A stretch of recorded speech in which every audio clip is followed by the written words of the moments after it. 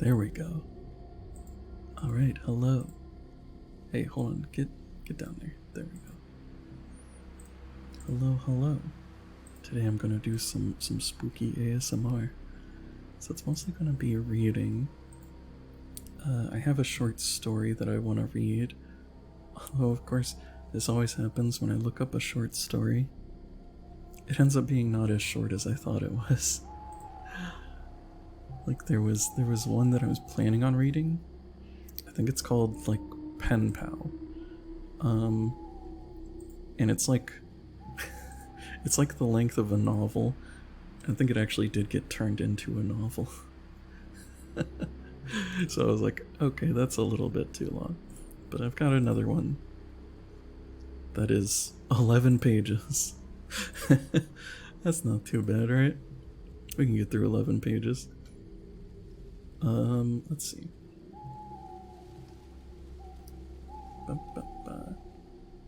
Also, I'm going to be manually running ad breaks. I'm gonna try to do that from now on, just so that it'll disable the pre-roll ads. Actually, I guess maybe I should have just done one on the starting soon screen. Well, it looks like nobody's come in yet, so we'll just do one now. Here's a demonstration, so I can turn off the pre-roll ads, and I'll be right back.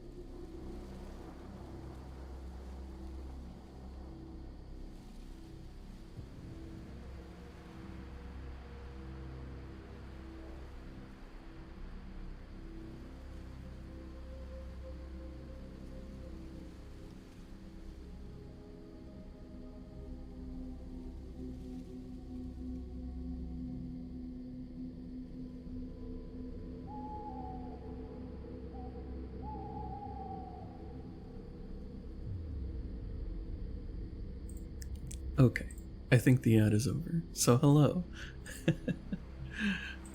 So yeah, I want to try doing that. Not like just for money or whatever, but just because I think disabling the pre-roll ads will help give a better experience. And I'm going to try to run them manually. So what I'll do is I'll like take a little break whenever there's an ad, so that way you won't have to like a lot of times people will just put on the automatic ads, and then the ad will come on like while they're in the middle of like doing something, and I always find that really annoying. So I don't want to do that. I'm gonna time it so like I'll take a little break when I do the ads. Yeah, so I just think that'll be a better experience. Cause then you'll know it's coming, and you can just you can take a little break if you want, whatever. Okay, so I suppose I will get started. So I was still trying to think of ideas like right up to the last minute, because all I really thought of was reading spooky stories. Well, okay, and then the other thing I'm doing is also just kind of reading, but I was like, I'm gonna read lyrics to spooky songs. I'll just do it like a spoken word, like poem. And also, yeah, I have my microphone in binaural mode, so I should be able to go to the right and to the left. So hopefully that adds to the experience. I always like that.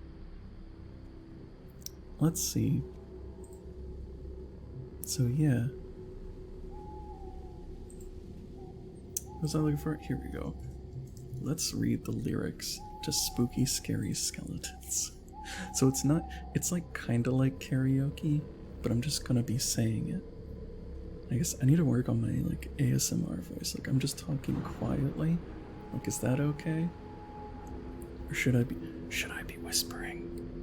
I don't really want to whisper for a long time though. I feel like that would be bad for my voice. Yeah, okay. Let's go. Spooky Scary Skeletons by Andrew Gold. Okay, here we go. Spooky, scary skeletons send shivers down your spine. Shrieking skulls will shock your soul, seal your doom tonight. Spooky, scary skeletons speak with such a screech. You'll shake and shudder in surprise when you hear these zombies shriek. We're sorry, skeletons. You're so misunderstood. You only want to socialize, but I don't think we should. 'Cause spooky, scary skeletons shout startling, shrilly screams. They'll sneak from their sarcophagus and just won't leave you be. Spirits supernatural are shy, what's all the fuss? But bags of bones seem so unsafe, it's semi-serious. Spooky, scary skeletons are silly all the same. They'll smile and scrabble slowly by and drive you so insane. You know what's driving me insane is I'm like noticing that I make a weird sound whenever I do like an S sound, so I'm sorry. Especially with this song, has a lot of S's. Sticks and stones will break your bones. They seldom let you snooze. Spooky, scary skeletons will wake you with a boo. There you go. Let's see. What other, like, spooky songs could I... What about the Ghostbusters theme? There we go. I think this will be good softly spoken. It's kind of repetitive, though. That's kind of... It's... We can give it a try. If there's something strange in your neighborhood, who you gonna call? Ghostbusters. If there's something weird and it don't look good. See, I'm trying to just do it like spoken word, but I keep, like, I want to actually do it to the rhythm. Who you gonna call? Ghostbusters. I ain't afraid of no ghost. I ain't afraid of no ghost. If you're seeing things running through your head, who can you call?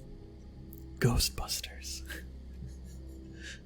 An invisible man sleeping in your bed, who you gonna call? Ghostbusters. I ain't afraid of no ghost. I ain't afraid of no ghost. Who you gonna call? Ghostbusters. If you're all alone, pick up the phone and call Ghostbusters. Wait, what is this lyric? Hold on, there's like some lyrics that I haven't seen. Also, let me make this one else more.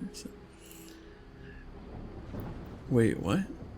Wait, okay, yeah, this part says, I ain't afraid of no ghost. I hear it likes the girls. That's a little... Ray Parker Jr. And then he says, if you've had a dose of a freaky ghost baby, you let me tell you something, bustin' makes me feel good. Oh my god. Okay, we're gonna move on. What are other, like, traditional, like, kind of spooky songs? Hold on. Actually saw, when I was looking on YouTube, I was looking for, because I put on some ambiance. I saw like a playlist that had a bunch of them. And of course now I can't find it. Oh, I guess I could look at my history. Hold on. Oh, there it is. Also, sorry, I gotta remember to speak softly. Okay, oh, there's Thriller. Thriller lyrics. Okay, here you go. We can read this. Oh, this even has a spoken word. This even has a spoken word section from with Vincent Price. Okay, all right, this looks good. Let me drink.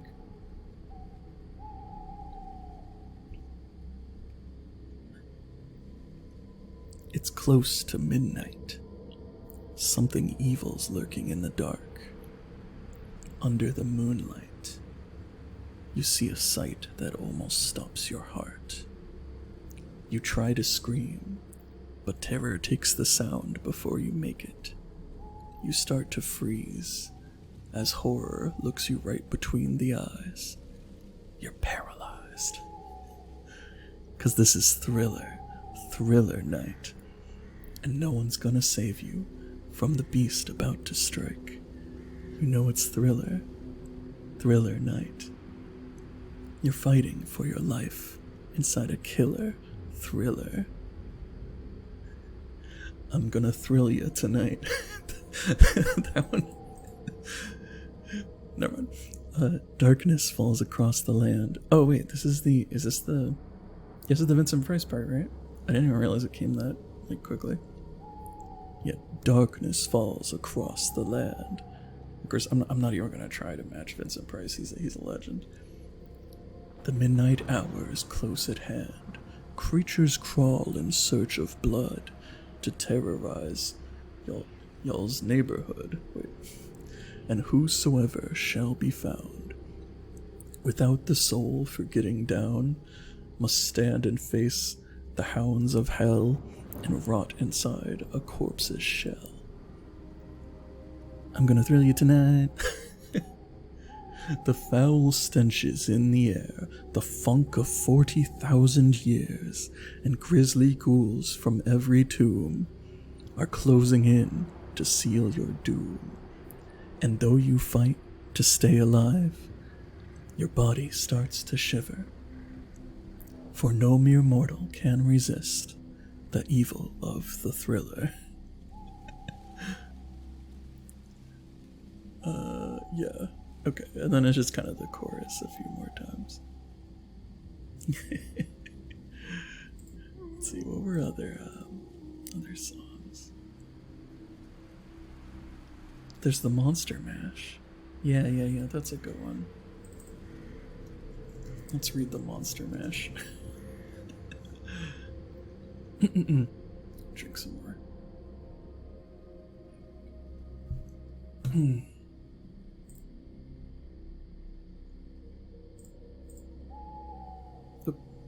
Wait, I lost it. There we go.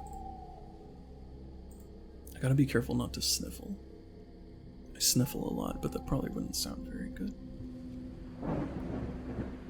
Oh no, there's lightning. Don't get too scared. Okay, here's the Monster Mash by Bobby Pickett. I was working in the lab late one night when my eyes beheld an eerie sight. For my monster from his slab began to rise, and suddenly, to my surprise, he did the Monster Mash. It was a graveyard smash. It caught on in a flash. He did the Monster Mash. From my laboratory in the castle east to the master bedroom where the vampires feast, The ghouls all came from their humble abodes to get a jolt from my electrodes. What? They did the monster mash. It was a graveyard smash. It caught on in a flash. They did the monster mash. The zombies were having fun. Wahoo, tennis shoe? The party had just begun. Wahoo, tennis shoe. The guests included Wolfman, Dracula, and his son. The scene was rockin', all were digging the sounds. Igor on chains, backed by his baying hounds. The coffin bangers were about to arrive with their vocal group, the Crypt Kicker 5. They played the monster mash. It was a graveyard smash. It caught on in a flash. They played the monster mash. Out from his coffin, Drax's voice did ring. Seems he was troubled by just one thing. He opened the lid and shook his fist and said, "Whatever happened to my Transylvania twist?" It's now the monster mash, and it's a graveyard smash. It's caught on in a flash. It's now the monster mash. Now everything's cool, Drax a part of the band, and my monster mash is the hit of the land. For you, the living, this mash was meant to. When you get to my door, tell them Boris sent you. It started raining. Wow. What a legend. Wait, album cancelled? The original Monster Mash? Huh.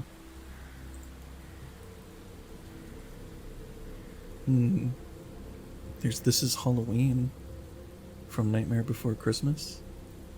That might be good. Let me look at the lyrics. I mean, how many? A lot of it is just This Is Halloween, so we might. We'll see. Okay, no, there's quite a few lyrics. I was worried it was just going to be This Is Halloween over and over. Wait, Marilyn Manson did This Is Halloween? You're kidding, right? Wait, did he just do like a cover? Wait. Yeah, okay. I think he did a cover. Oh, it was for the... Huh. Okay. Wait, is Marilyn Manson the name of the band? I don't know. Anyway, I thought it was the name of whatever. But yeah, they did a cover for the special edition release of the film soundtrack. Huh. But anyway, I think it was by Danny Elfman originally. Yeah. The legend. Okay.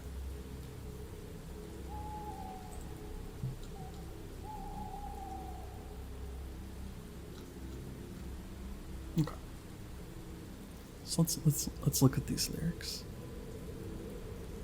Boys and girls of every age, wouldn't you like to see something strange? Come with us and you will see this our town of Halloween. This is Halloween. This is Halloween. Pumpkins scream in the dead of night. Hi Yukio, thanks for the stretch and the hydrate. Let me do that real quick. I'm kind of like leaning over the microphone a lot for this, so gotta watch my back.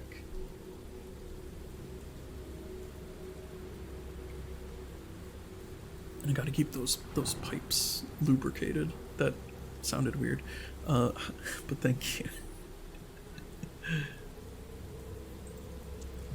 Let's see, where was I? Oh yeah, this is Halloween. Everybody make a scene. Trick or treat till the neighbor's gonna die of fright. It's our town, everybody scream in this town of Halloween. I am the one hiding under your bed, teeth ground sharp and eyes glowing red. I am the one hiding under your stairs, fingers like snakes and spiders in my hair. This is Halloween. This is Halloween. Halloween. Halloween. Halloween. Halloween. In this town we call home, everyone hail to the pumpkin song. In this town, don't we love it now? Everybody's waiting for the next surprise. Give the chords more. Yeah, sure. That still doesn't sound good. Just say, wet my whistle. How about that? That actually sounds kind of weird, too. Gee. Everything is a euphemism for something. Where was I? Okay. Round that corner, man hiding in the trash can. It's just Oscar from Sesame Street. Something's waiting now to pounce and how you'll scream. This is Halloween, red and black, slimy green. Aren't you scared? Well, that's just fine. Say it once, say it twice. Take a chance and roll the dice. Ride with the moon in the dead of night. Everybody scream in our town of Halloween. I am the clown with the tearaway face, here in a flash and gone without a trace. I am the who when you call who's there. I am the wind blowing through your hair. I am the shadow on the moon at night, filling your dreams to the brim with fright. This is Halloween. This is Halloween. Tender lumplings everywhere. Life's no fun without a good scare. That's our job, but we're not mean. In our town of Halloween. In this town, don't we love it now? Everybody's waiting for the next surprise. Skeleton Jack might catch you in the back and scream like a banshee, make you jump out of your skin. This is Halloween. Everybody scream. Won't you please make way for a very special guy?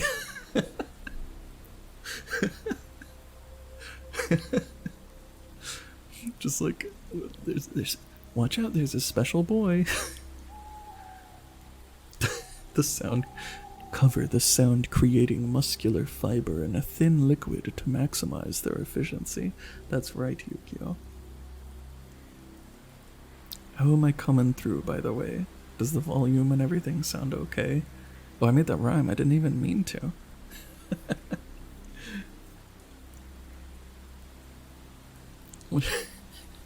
Won't you please make way for a very special guy? Our man Jack is king of the pumpkin patch. Everyone hail to the Pumpkin King now. There you go.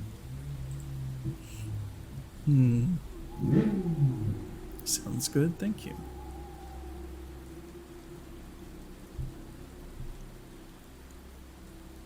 Okay.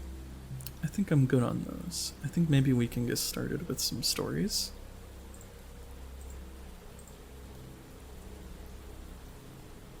Yeah, let's do that. So I have one here. Should I start with... I had two things I kind of wanted to read. One of them was going through the SCP wiki, looking at some SCPs, because those are always fun. And then I have a short story I want to read called The Human Chair. So I'm wondering which I should do first. You know what, let's do The Human Chair first, because it's kind of long. So that way, you know, I can just get it done with.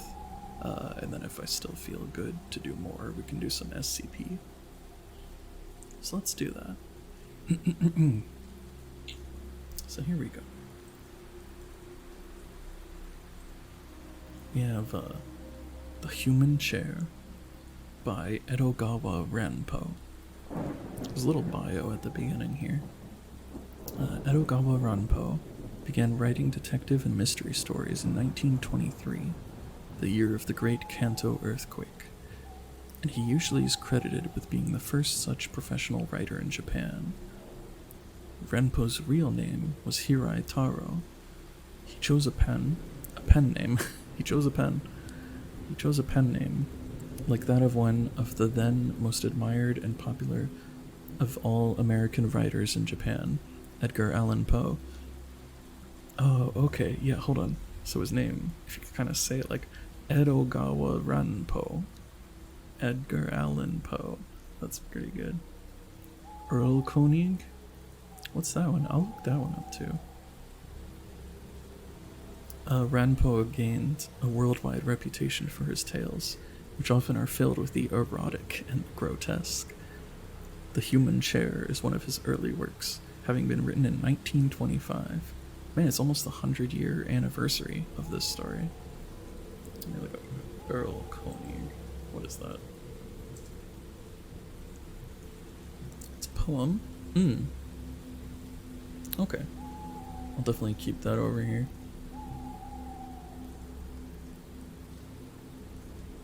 I do see, it looks like it's originally in German, so I'll just have to find the English translation. Okay. So The Human Chair, translated by James B. Harris. Yoshiko saw her husband off to his work at the Foreign Office at a little past 10 o'clock. Then, now that her time was once again her very own, she shut herself up in the study she shared with her husband to resume work on the story she was to submit for the special summer issue of K magazine. She was a versatile writer with high literary talent and a smooth flowing style. She has such style. Even her husband's popularity as a diplomat was overshadowed by hers as an author. Daily she was overwhelmed with letters from readers praising her works. In fact, this very morning, as soon as she sat down before her desk, she immediately proceeded to glance through the numerous letters which the morning mail had brought. Without exception, in content they all followed the same pattern, but prompted by her deep feminine sense of consideration, she always read through each piece of correspondence addressed to her, whether monotonous or interesting. Taking the short and simple letters first, she quickly noted their contents. Finally, she came to one which was a bulky, manuscript-like sheaf of pages. Although she had not received any advance notice that a manuscript was to be sent to her, still it was not uncommon for her to receive the efforts of amateur writers seeking her valuable criticism. In most cases, these were long-winded, pointless, and yawn-provoking attempts at writing. Nevertheless, she now opened the envelope in her hand and took out the numerous, closely written sheets. As she had anticipated, it was a manuscript, carefully bound. But somehow, for some unknown reason, there was neither a title nor a byline. Seems to have the literal translation as well as a poetic translation. Okay, that's cool. I'll check it out after this. The manuscript began abruptly, "Dear Madam." Momentarily she reflected. Maybe after all, it was just a letter. Unconsciously her eyes hurried on to read 2 or 3 lines, and then gradually she became absorbed in a strangely gruesome narrative, her curiosity aroused to the bursting point, and spurred on by some unknown magnetic force. She continued to read. "Dear Madam, I do hope you will forgive this presumptuous letter from a complete stranger. What I am about to write, madam, may shock you no end. However, I am determined to lay bare before you a confession, my own, and to describe in detail the terrible crime I have committed. For many months, I have hidden myself away from the light of civilization, hidden, as it were, like the devil himself. In this whole wide world, no one knows of my deeds. However, quite recently, a queer change took place in my conscious mind, and I just couldn't bear to keep my secret any longer. I simply had to confess. All that I have written so far must certainly have awakened only perplexity in your mind. However, I beseech you to bear with me, and kindly read my communication to the bitter end, because if you do, you will fully understand the strange workings of my mind, and the reason why it is to you in particular that I make this confession. I am really at a loss as to where to begin, for the facts which I am setting forth are also grotesquely out of the ordinary. Frankly, words fail me, for human words seem utterly inadequate to sketch all the details. But nevertheless, I will try to lay bare the events in chronological order, just as they happened. First, let me explain that I am ugly beyond description. Please bear this fact in mind.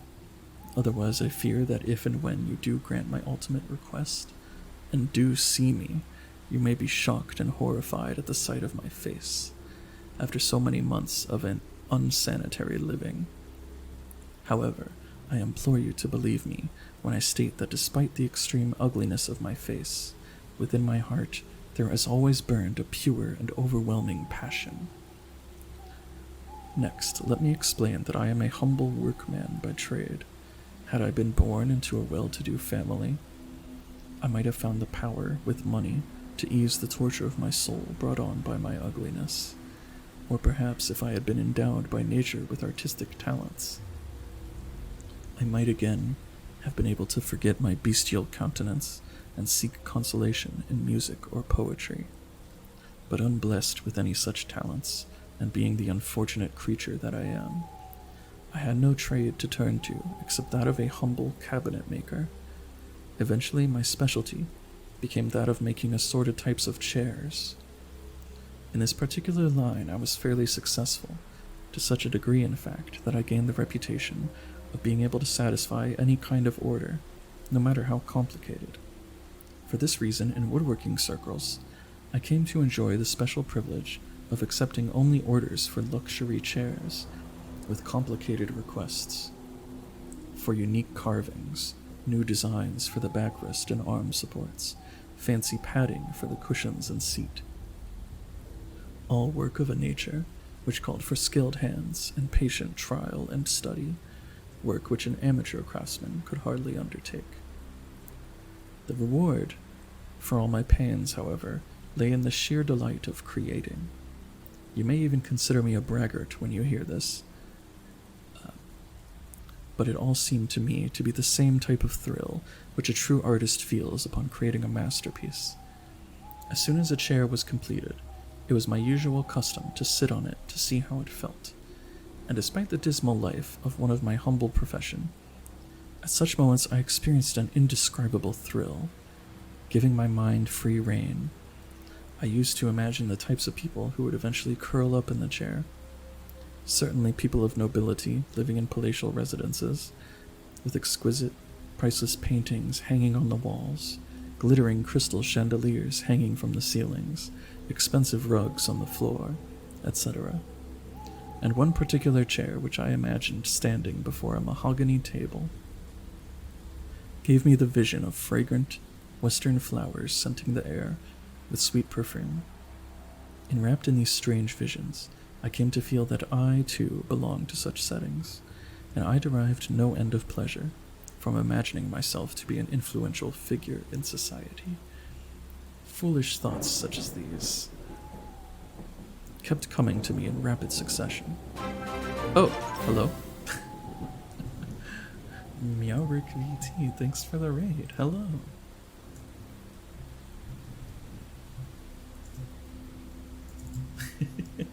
Hello. Let me, oh right, I keep forgetting this thing, like, isn't, oh no, I messed up. Okay. Hi. Hello, Dragon Boy, and Meowrick, and, yes, and Mrs. Piggy, hello. Wow, the Mrs. Piggy? Hi, here, let me, I forgot this thing isn't logged in, so I have to go over here to do the shout out. Oh, thanks for following, Mrs. Piggy. I'm honored to have a celebrity.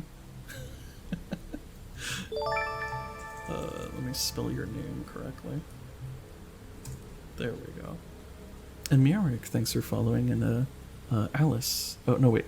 Well, Alice, congrats on winning from the jump catch game. But yes, hello. Oh, here, this new shout-out thing is kind of cool. Okay, I see. It looks like you were also doing ASMR. Cool, cool, cool. Well, thanks for the raid. I appreciate it. It's nice to meet you. Wait, hold on. There we go. Okay. But hi, hello. I'm Ergo Corvus. I am a crow VTuber. I do a variety of things. I mostly do gameplay stuff, but today I wanted to do some ASMR. I thought it would be fun. So right now I'm reading a spooky story. I'm reading The Human Chair. So if you'd like to stick around, welcome. But if you need to head out, no problem. Let's see. Let me just find my place again.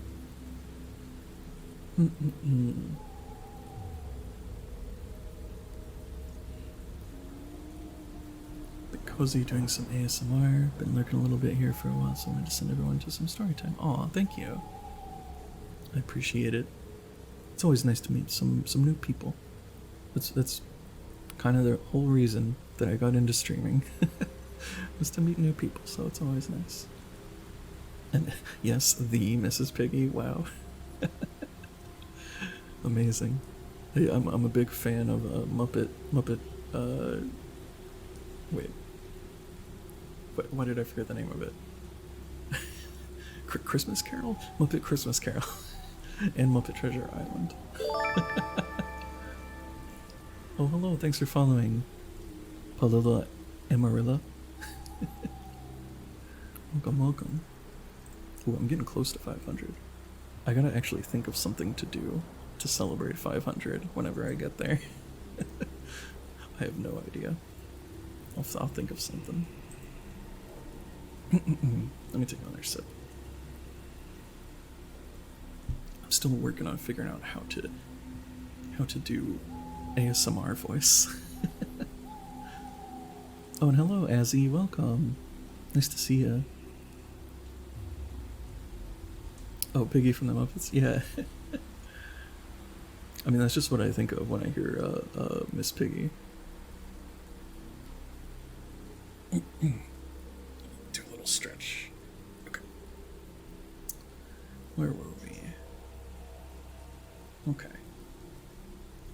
Foolish thoughts such as these kept coming to me in rapid succession.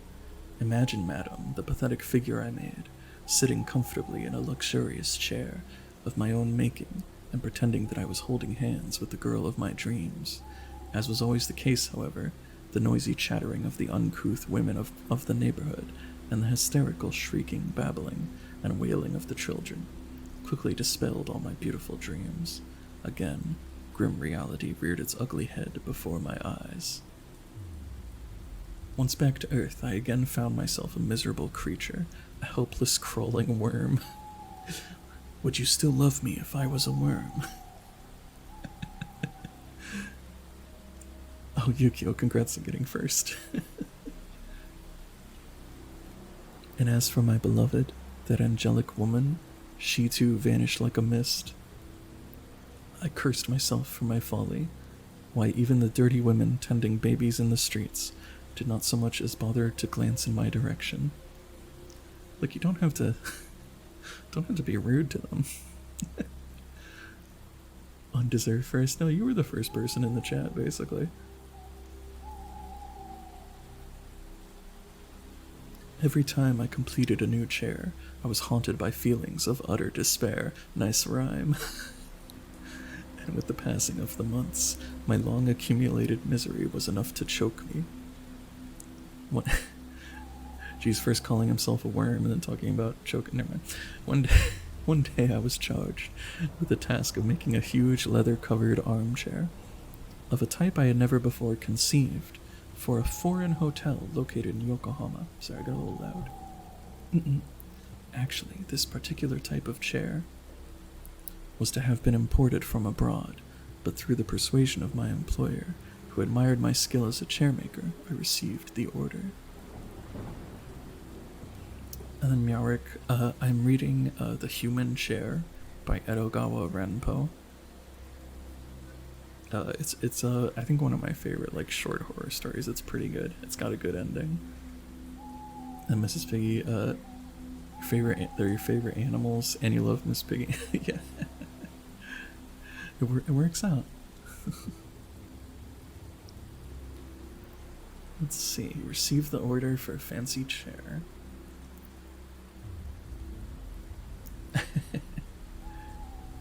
Right, yeah, to catch you up a little bit, this is basically, this is from the point of view of this woman who is an author, and she's reading a letter from this guy who makes chairs, I guess. He just sent her a letter and has been just telling her all this stuff. In order to live up to my reputation as a super craftsman, a super craftsman, I began to devote myself seriously to my new assignment. Steadily, I became so engrossed in my labors that at times I even skipped food and sleep. Really, it would be no exaggeration to state that the job became my very life. Every fiber of the wood I used seemingly linked to my heart and soul. At last, when the chair was completed, I experienced a satisfaction hitherto unknown, for I honestly believed I had achieved a piece of work which immeasurably surpassed all my other creations. As before, I rested the weight of my body on the 4 legs that supported the chair, first dragging it to a sunny spot on the porch of my workshop. What comfort, what supreme luxury!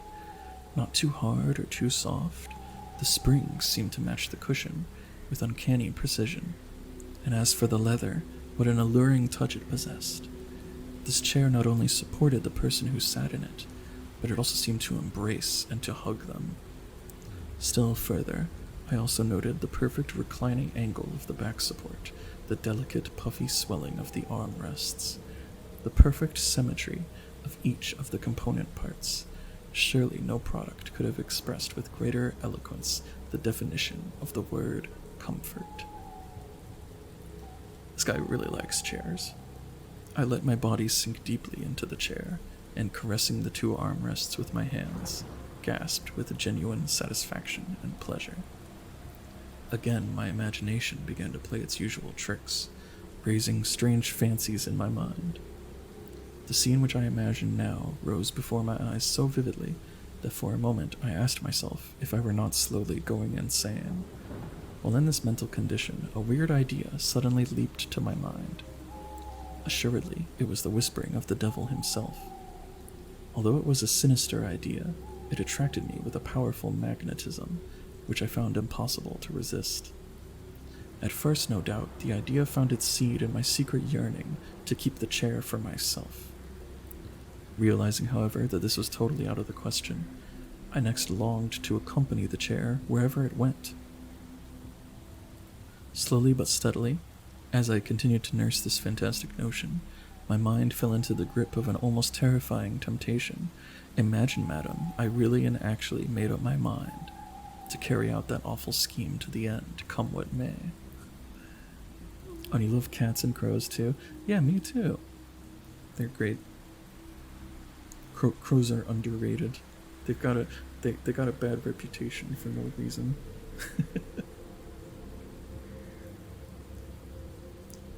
we really just want to chill. Always like, oh, crows are like an omen of death or whatever. Like, we're just chilling. We're just chilling.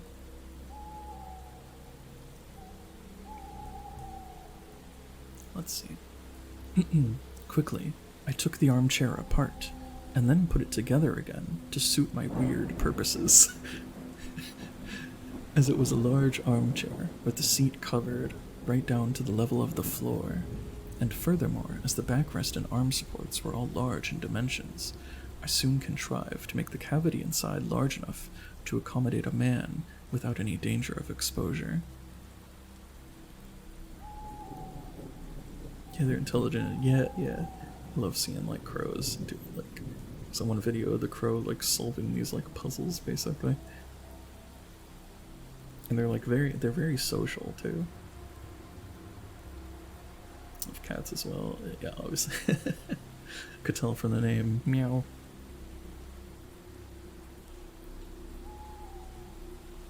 Let's see. Of course, my work was hampered by the large amount of wooden framework and the springs inside, but with my usual skill as a craftsman, I remodeled the chair so that the knees could be placed below the seat, the torso and the head inside the backrest. Seated thus in the cavity, one could remain perfectly concealed. As this type of craftsmanship came as second nature to me, I also added a few finishing touches, such as improved acoustics to catch outside noises, and of course a peephole cut out in the leather, but absolutely unnoticeable. Furthermore, I also provided storage space for supplies, wherein I placed a few boxes of hardtack and a water bottle. For another of nature's needs, I also inserted a large rubber bag, and by the time I finished fitting the interior of the chair, with these and other unique facilities, it had become quite a habitable place, but not for longer than 2 or 3 days at a stretch. You know, you see people like talking about like tiny homes and stuff like that. This guy took it took it way too far. He made a house inside a chair.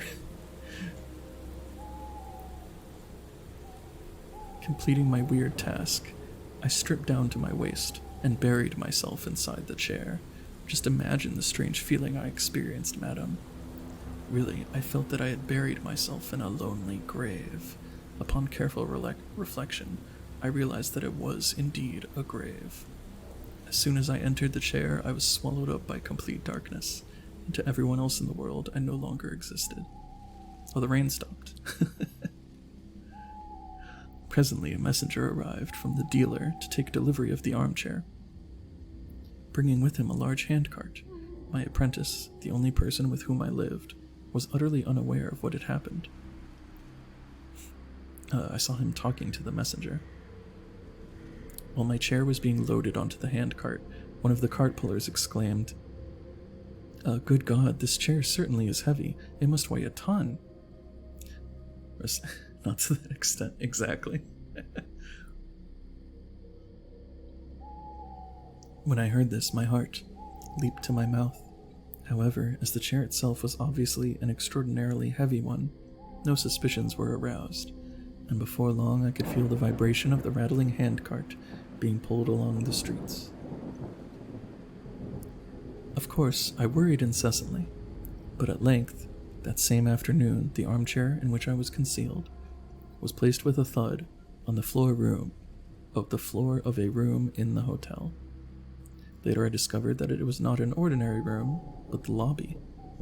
Now, as you may already have guessed long ago, my key motive in this mad venture was to leave my hole in the chair when the coast was clear, loiter around the hotel, and start stealing.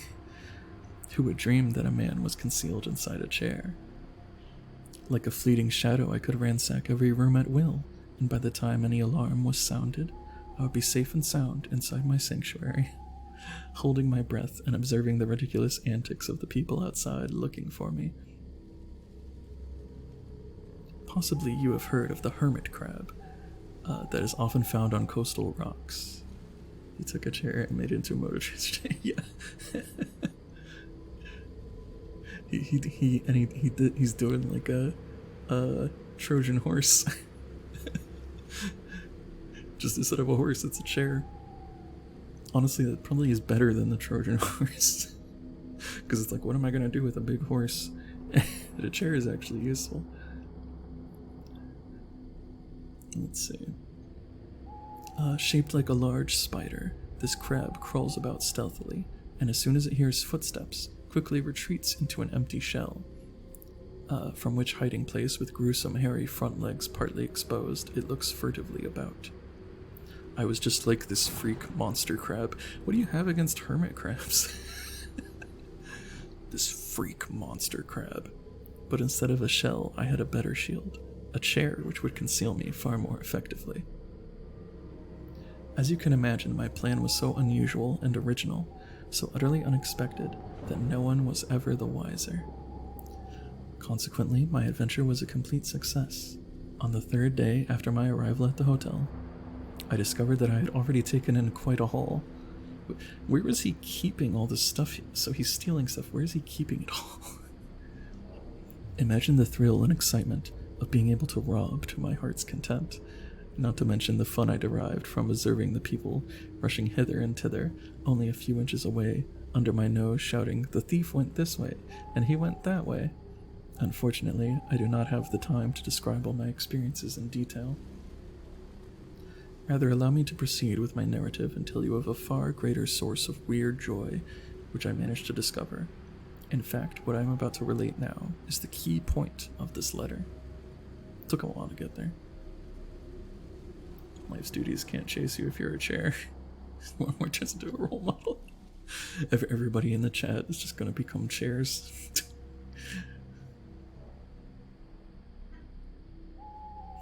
Let's see. First, however, I must request you to turn your thoughts back to the moment when my chair and I were both placed in the lobby of the hotel. As soon as the chair was put on the floor, all the various members of the staff took turns testing out the seat.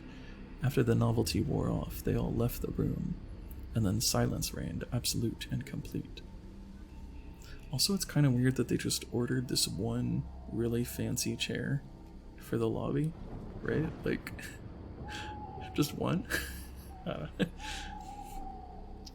However, I could not find the courage to leave my sanctum, for I began to imagine 1,000 dangers. I said 1,000 daggers. For what seemed like ages, I kept my ears alerted for the slightest sound. After a while, I heard heavy footsteps drawing near, evidently from the direction of the corridor. The next moment, the unknown feet must have started to tread on a heavy carpet, for the walking sound died out completely. Sometime later, the sound of a man panting, all out of breath, assailed my ears. Before I could anticipate what the next development would be, a large, heavy body like that of a European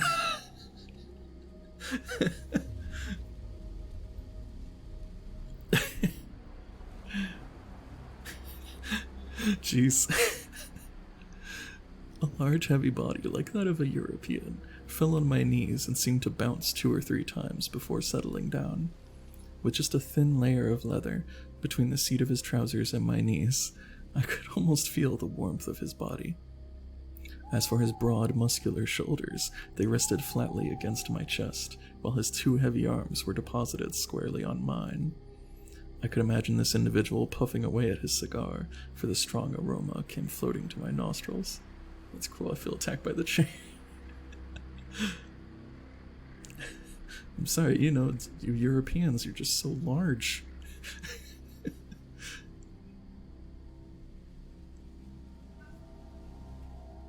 Just imagine yourself in my queer position, madam, and reflect for a brief moment on the utterly unnatural state of affairs.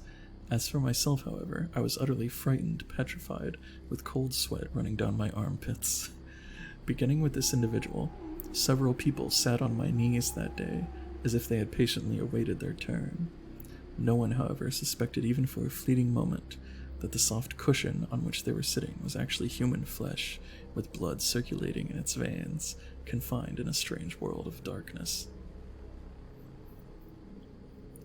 What was it about this mystic hole that fascinated me so? I somehow felt like an animal living in a totally new world.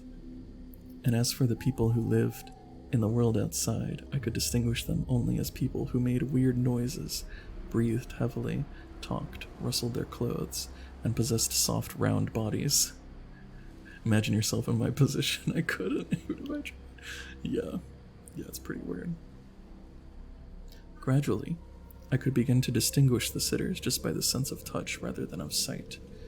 Those who were fat felt like large jellyfish, while those who were especially thin made me feel that I was supporting a skeleton. I mean, technically you are. Everybody has a skeleton inside them. Other distinguishing factors consisted of the curve of the spine, the breadth of the shoulder blades, the length of the arms, and the thickness of their thighs. Damn, this one's thick, as well as the contour of their bottoms. It may seem strange, but I speak nothing but the truth when I say that although all people may seem alike, there are countless distinguishing traits among all men which can be seen merely by the feel of their bodies, In fact, there are just as many differences as in the case of fingerprints or facial contours. This theory, of course, also applies to female bodies. Damn, what is that? Yeah. Chair guy be like. Usually, women are classified into two large categories, the plain and the beautiful. However, in my dark, confined world inside the chair, facial merits or demerits were of secondary importance, being overshadowed by the more meaningful qualities found in the feel of flesh, the sound of the voice, and body odor. Madam, I do hope you will not be offended by the boldness with which I sometimes speak.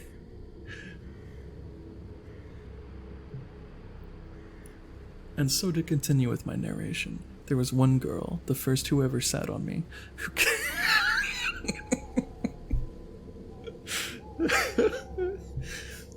I should have thought about this before I picked this story, huh? No, it's fine, it's fine. Who kindled in my heart a passionate love. Judging solely by her voice, she was European. At the moment, although there was no one else present in the room, her heart must have been filled with happiness, because she was singing with a sweet voice when she came tripping into the room. Spooky, not lewd.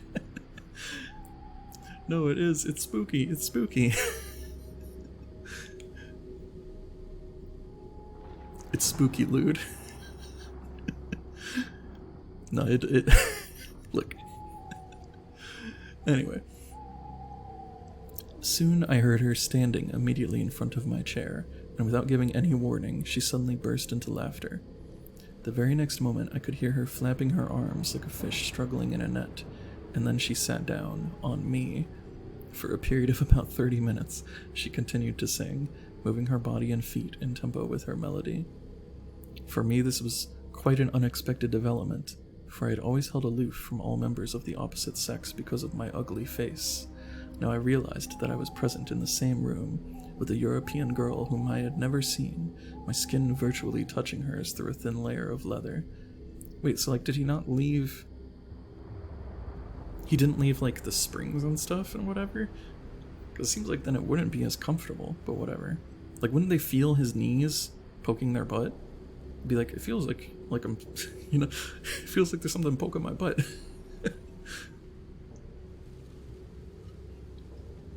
Europeans. Yeah, well, he's in he's in a hotel, so it's tourists coming in.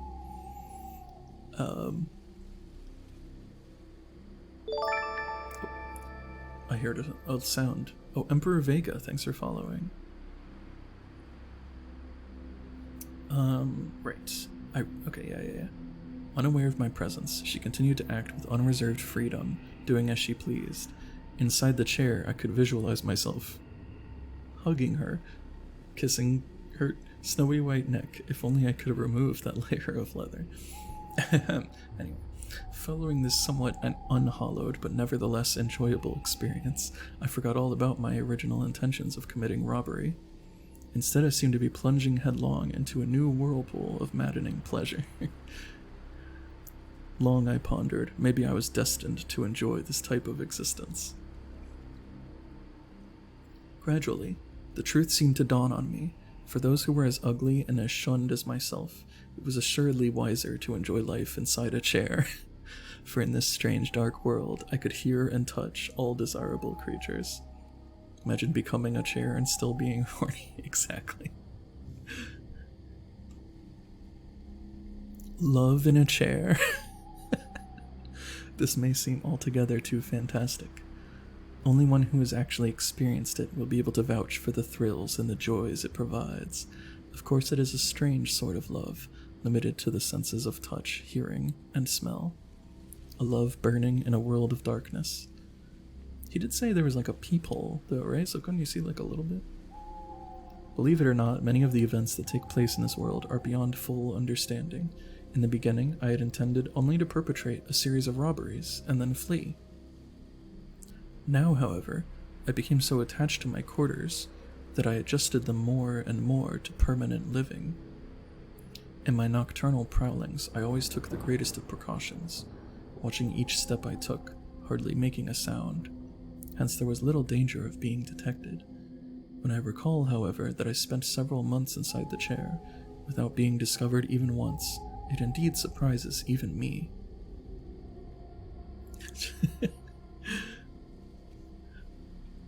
Yeah, you'll see. For the better part of each day, I remained inside the chair, sitting like a contortionist with my arms folded and knees bent. As a consequence, I felt as if my whole body were paralyzed. Furthermore, as I could never stand up straight, my muscles became taut and inflexible, and gradually I began to crawl instead of walk to the washroom. What a madman I was. Even in the face of all these sufferings, I could not persuade myself to abandon my folly and leave that weird world of sensuous pleasure. In the hotel, although there were several guests who stayed for a month or even 2, making the place their home, there was always a constant inflow of new guests and an equal exodus of the old. As a result, I could never manage to enjoy a permanent love. Even now, as I bring back to mind all my love affairs, I can recall nothing but the touch of warm flesh. Posture check. Yep, everybody posture check. Don't become a chair. Don't become a chair.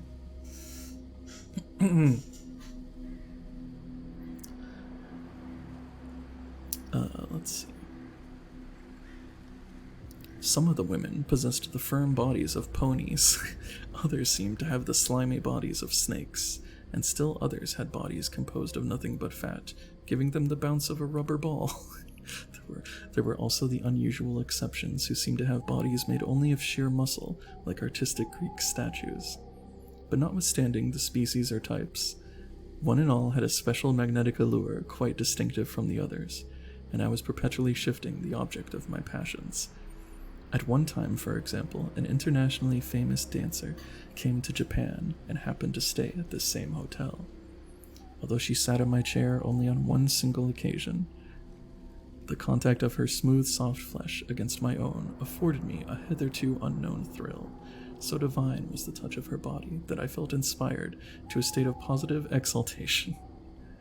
On this occasion, instead of my carnal instincts being aroused, I simply felt like a gifted artist being caressed by the magic wand of a fairy. I forgot how weird this story gets. I forgot. Hope I am not described as a rubber ball. No. Oh, jeez. I'm sorry, everybody. I apologize. I'm still gonna finish the story, but I apologize. Strange, eerie episodes followed in rapid succession. However, as space prohibits, I shall refrain from giving a detailed description of each and every case. Instead, I shall continue to outline the general course of events. Yes, please, please. Less details, less details. One day, several months following my arrival at the hotel, there suddenly occurred an unexpected change in the shape of my destiny. For some reason, the foreign proprietor of the hotel was forced to leave for his homeland, and as a result, the management was transferred to Japanese hands. Twitch chat turns horror story into yeah.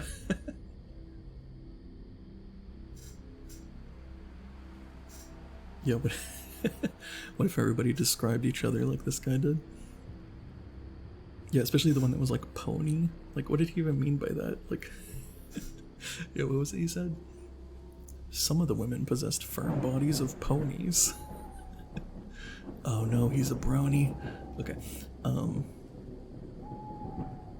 Originating from this change in proprietorship, a new policy was adopted, calling for a drastic retrenchment in expenditures, the abolishment of luxurious fittings, and other steps to increase profits through economy.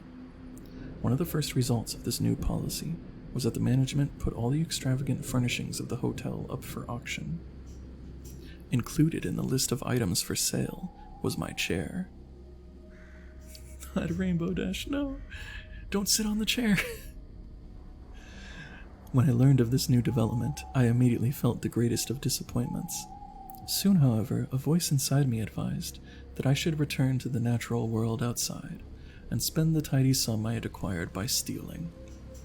I of course realized that I would no longer have to return to my humble life as a craftsman, for actually I was comparatively wealthy. The thought of my new role in society seemed to overcome my disappointment in having to leave the hotel. Also, when I reflected deeply on all the pleasures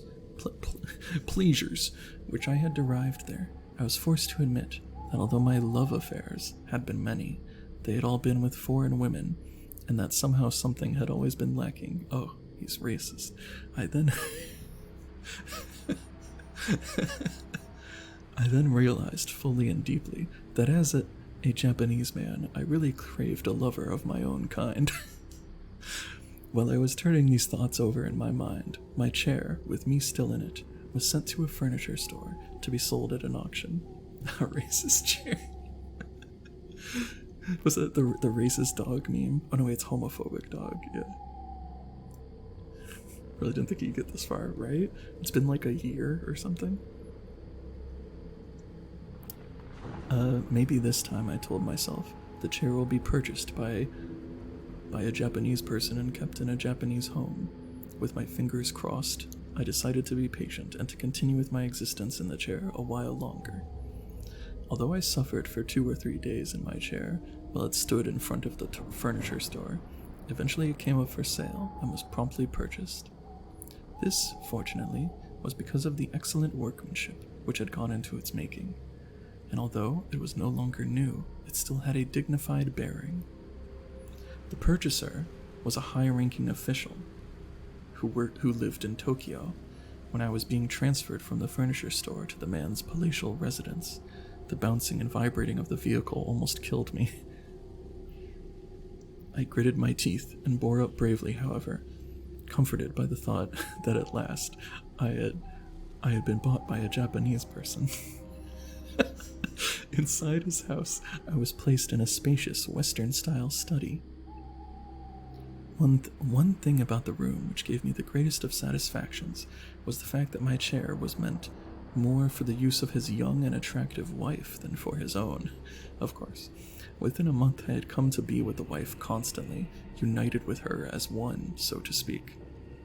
Reject chairs, embrace sitting on the ground. Yeah, check all your cushions, Let's see. With the exception of the dining and sleeping hours, her soft body was always seated on my knees, for the simple reason that she was engaged in a deep-thinking task. You have no idea how much I loved this lady. She was the first Japanese woman with whom I had ever come into such close contact, and moreover she possessed a wonderfully appealing body. She seemed the answer to all my prayers. Compared with this, all my other affairs with the various women in the hotel seemed like childish flirtations, nothing more. Proof of the mad love which I now cherished for this intellectual lady was found in the fact that I longed to hold her every moment of the time. When she was away, even for a fleeting moment, I waited for her return like a love-crazed Romeo, yearning for his Juliet. Such feelings I had never hitherto experienced. Gradually, I came to want to convey my feelings to her, somehow. I tried vainly to carry out my purpose, but always encountered a blank wall, for I was absolutely helpless. Hi, Pixie! Welcome. You got here, we're near the end. We're near the end of the story, but basically there's a guy in a chair and he's really horny. That's that's the plot summary. Oh, how I longed to have her reciprocate my love. Yes, you may consider this the confession of a madman, for I was mad, madly in love with her. But how could I signal to her? If I revealed myself, the shock of the discovery would immediately prompt her to call her husband and the servants, and that, of course, would be fatal to me, for exposure would not only mean disgrace, but severe punishment for the crimes I had committed. Well, this story, don't trust anyone, especially not chairs, yeah. There might be somebody in your chair. Just go ahead and check. I therefore decided on another course of action, namely to add in every way to her comfort and thus awaken in her a natural love for the chair. Oh man. He's gonna make her fall in love with the chair. As she was a true artist, I somehow felt confident that her natural love of beauty would guide her in the direction I desired. And as for myself, I was willing to find pure contentment in her love, even for a material object, for I could find solace in the belief that her delicate feelings of love for even a mere chair were powerful enough to penetrate to the creature that dwelled inside. which was myself. In case you forgot, I'm in the chair. Punch every chair you proceed to sit on. That's a good idea. In every way, I endeavored to make her more comfortable every time she placed her weight on my chair. Whenever she became tired from sitting long in one position on my humble person, I would slowly move my knees and embrace her more warmly, making her more snug, and when she dozed off to sleep, I would move my knees ever so softly to rock her into a deeper slumber. Somehow, possibly by a miracle, or was it just my imagination, this lady now seemed to love my chair deeply. It's just he basically turned into like a massage chair. Every time she sat down, she acted like a baby falling into a mother's embrace, or a girl surrendering herself into the arms of her lover. And when she moved herself about in the chair, I felt that she was feeling an almost amorous joy. In this way, the fire of my love and passion rose into a leaping flame that could never be extinguished. And I finally reached a stage where I simply had to make a strange, bold plea. Ultimately, I began to feel that if she would just look at me, even for a brief passing moment, I could die with the deepest contentment. No doubt, madam, by this time you must certainly have guessed who the object of my mad passion is. To put it explicitly, she happens to be none other than yourself, madam. Ever since your husband brought the chair from that furniture store, I have been suffering excruciating pains because of my mad love and longing for you. I am but a worm, a loathsome creature. That's true. I have but one request. Could you meet me once, just once? I will ask nothing further of you. I, of course, do not deserve your sympathy, for I have always been nothing but a villain, unworthy even to touch the soles of your feet. But if you will grant me this one request, just out of compassion, my gratitude will be eternal. Last night I stole out of your residence to write this confession, because even leaving aside the danger, I did not possess the courage to meet you suddenly face to face, without any warning or preparation. While you are reading this letter, I will be roaming around your house with bated breath. If you will agree to my request, please place your handkerchief on the pot of flowers that stands outside your window. At this signal, I will open your front door and enter as a humble visitor. Japanese horror is just special, right? Okay. Thus ended the letter. Even before Yoshiko had read many pages, some premonition of evil had caused her to become deadly pale. Rising unconsciously, she had fled from the study, from that chair upon which she had been seated, and had sought sanctuary in one of the Japanese rooms of her house. For a moment it had been her intention to stop reading and tear up the eerie message, but somehow she had read on with the closely written sheets laid on a low desk. Now that she had finished, her premonition was proved correct. That chair on which she had sat from day to day, had it really contained a man? If true, what a horrible experience she had unknowingly undergone. A sudden chill came over her, as if ice water had been poured down her back, and the shivers that followed seemed never to stop. Like one in a trance, she gazed into space. Should she examine the chair? But how could she possibly steel herself for such a horrible ordeal? Even though the chair might now be empty, what about the filthy remains, such as the food and other necessary items which he must have used? Madam, a letter for you.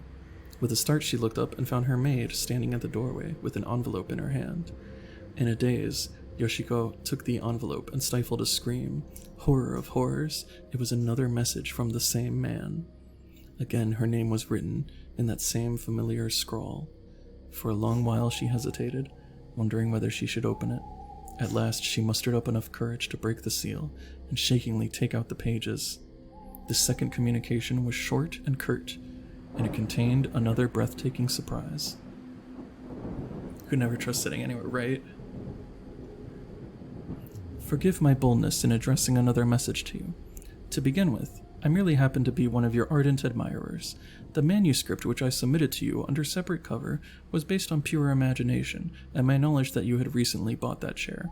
It is a sample of my own humble attempts at fictional writing. If you would kindly comment on it, I shall know no greater satisfaction.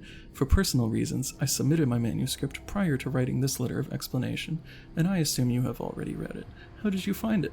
If, madam, you have found it amusing or entertaining in some degree, I shall feel that my literary efforts have not been wasted. Although I personally refrained from telling you in the manuscript, I intend to give my story the title of The Human Chair. It was a prank!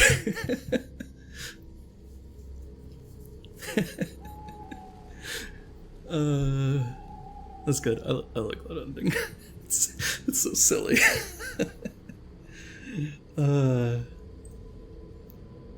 Yeah, right. Man. So how did you enjoy that story?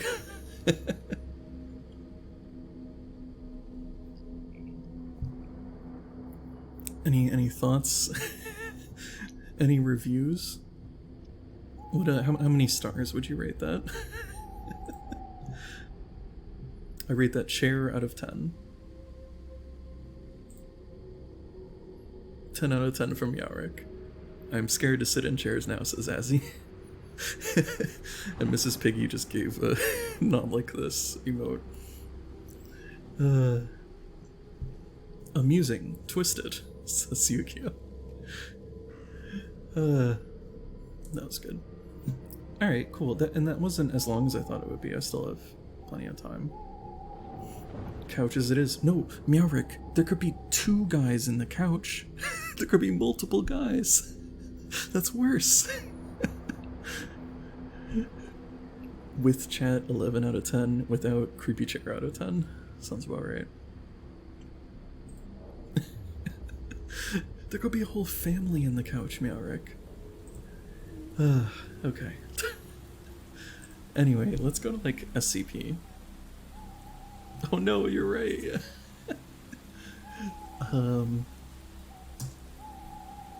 Yeah, I wanted to read some SCPs. Oh my god, the chair should be an SCP.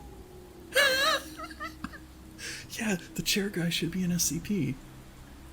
But there's probably, like, a living chair. I'm sure there's probably multiple chairs in the SCP archives. Let me see. Let me get the window chair. First chairs. Next, you know, it's gonna be beds. Yeah. Oh, jeez. Although with the bed one, that would make it harder to, like, sneak out. It'd be harder to, like, get out of the mattress, you know, while people are sleeping. SCPs aren't as twisted as this chair. Let's see.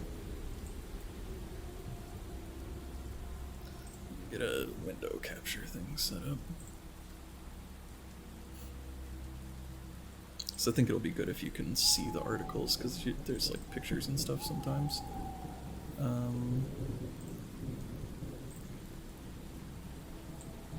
Oop, okay, wait. Oh, I already cropped it and everything. Okay. How does that look? Your short attention span didn't let me listen to the entire story. When I heard, I'll give it a 10 out of 10 for creativity. That's fair.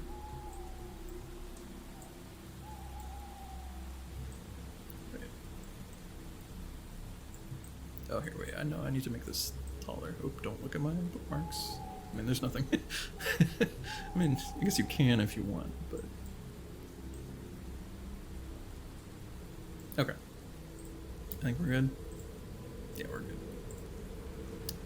Oh wait, hold on. It's gonna bother me. There's like 1 pixel of white. Like 1 white pixel. Hold on. There you go. Looks like an SCP. Now... hold on, sorry. I keep, like, forgetting. I keep going into, like, normal voice. I don't mean to sound like a hipster, but I liked SCP before it was cool. I knew about the SCP wiki, like, almost back when it, like, started, which was a long time ago. Now it's become more well known. So I thought we could look at some of the originals. We can look at this top-rated new ones. Hold on. So, for example, here's the original. Oh, right, they took down the image. They took down the image because it was copyrighted. We can look it up. Hold on. SCP-173. There it is. It's that one. You know, from the game. The weird statue. We all know him. We all love him. You don't understand the SCP stuff? Yeah, there's a lot to it. I mean, basically, all you really need to know is that it's just there's an organization that tries to like study tries to secure, contain, and protect like supernatural stuff. That's really all there is to it. Because then each one of the SCPs is just like a supernatural item. And so there is like some lore and stuff, but for the most part you can just enjoy them on their own. So this is the original. I think somebody just posted this text on like 4chan or something. They just posted this with that image and then like never gave any context, but people just expanded it into like a whole thing. So here we have, this is item SCP-173. Object class Euclid. So they have object classes. We can get more into that later. Special containment procedures. Item SCP-173 is to be kept in a locked container at all times. When personnel must enter SCP-173's container, no fewer than 3 may enter at any time, and the doors to be relocked behind them. At all times, 2 persons must maintain direct eye contact with SCP-173 until all personnel have vacated and relocked the container. Description: Moved to Site-19, 1993. Origin is as of yet unknown. It is constructed from concrete and rebar, with traces of Krylon brand spray paint. SCP-173 is animate and extremely hostile. The object cannot move while within direct line of sight. Line of sight must not be broken at any time with SCP-173. Personnel assigned to enter container are instructed to alert one another before blinking. Object is reported to attack by snapping the neck at the base of the skull, or by strangulation. In the event of an attack, personnel are to observe Class 4 hazardous object containment procedures. Personnel report sounds of scraping stone originating from within the container when no one is present inside. This is considered normal, and any change in this behavior should be reported to the acting HMCL supervisor on duty. The reddish-brown substance on the floor is a combination of feces and blood. Origin of these materials is unknown. The enclosure must be cleaned on a bi-weekly basis.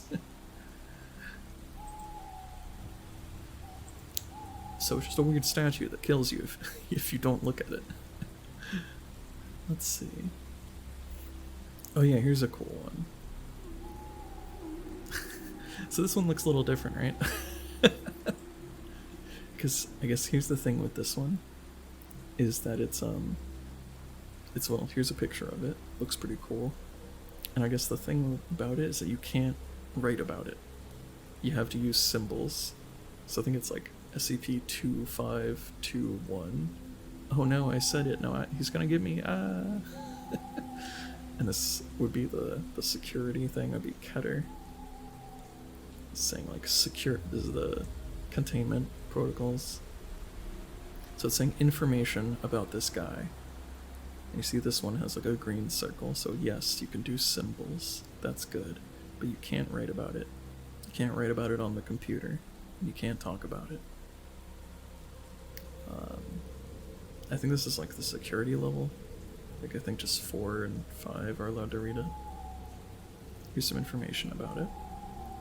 So it has tentacles and they're sticky. And they're kind of shaped like, they're like flat. Eldritch Crow. Am I an SCP? Maybe. Who knows? And it can go through walls. Or it cannot be contained, I guess. And so it understands speech and writing, but it doesn't understand symbols. So here's experiments they did. They had a D class, which is like basically people that they just use for experiments. So they had him look at the description, and then I said, write it down. And the thing appeared behind him, and it grabbed the paper. And apparently it loves it. It has like a heart on his face. He just loves it. And he disappeared. And he was traumatized. And for this experiment, they told him to talk about it. And so he did, and it appeared, and it grabbed him. It's just giving him a hug. Gave him a hug, and then disappeared. And that's it. So that's a fun one.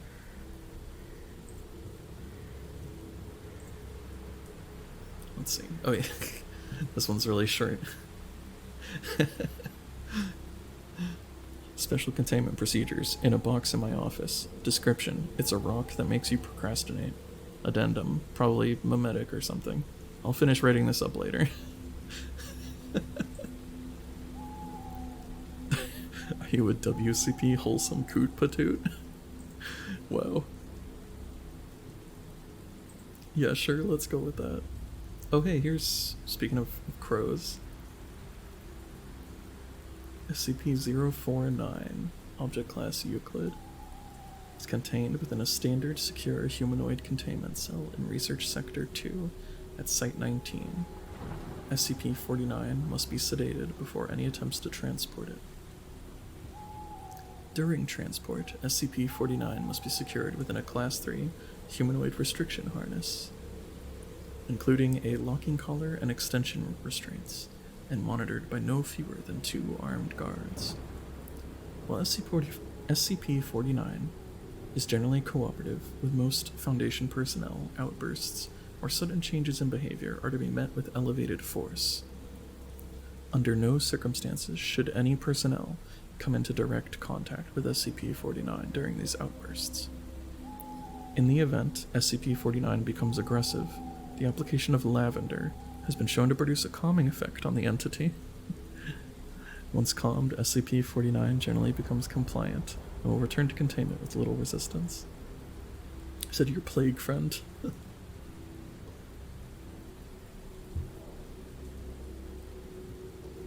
See, I actually wasn't familiar with this one. Even though I read basically all of the early ones, but I must have missed this one.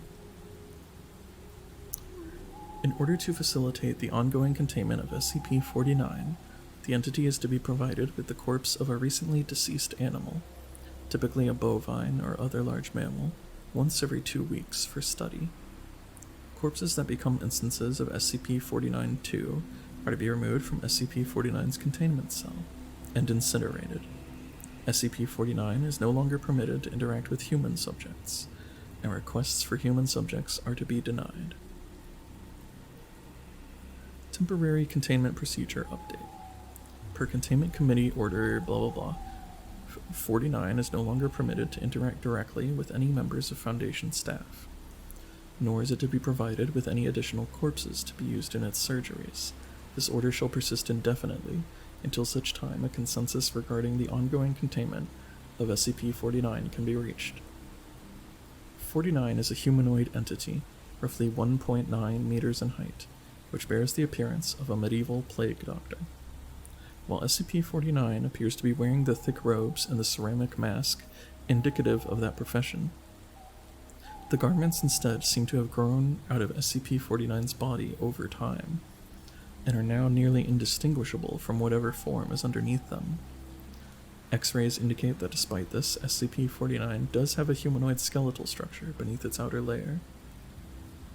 Water. Sounds good. This guy just loved plague doctors so much that he just became one physically. SCP-49 is capable of speech in a variety of languages, though tends to prefer English or medieval French. While 49 is generally cordial and cooperative with Foundation staff, it can become especially irritated, or at times outright aggressive if it feels that it is in the presence of what it calls the pestilence. Although the exact nature of this pestilence is currently unknown, To Foundation researchers, it does seem to be an issue of immense concern to SCP-49. 49 will become hostile with individuals it sees as being affected by the pestilence, often having to be restrained should it encounter such. If left unchecked, 49 will generally attempt to kill any such individual. 49 is capable of causing all biological functions of an organism to cease through direct skin contact. How this occurs is currently unknown, and autopsies of SCP-49's victims have invariably been inconclusive. 49 has expressed frustration or remorse after these killings, indicating that they have done little to kill the pestilence.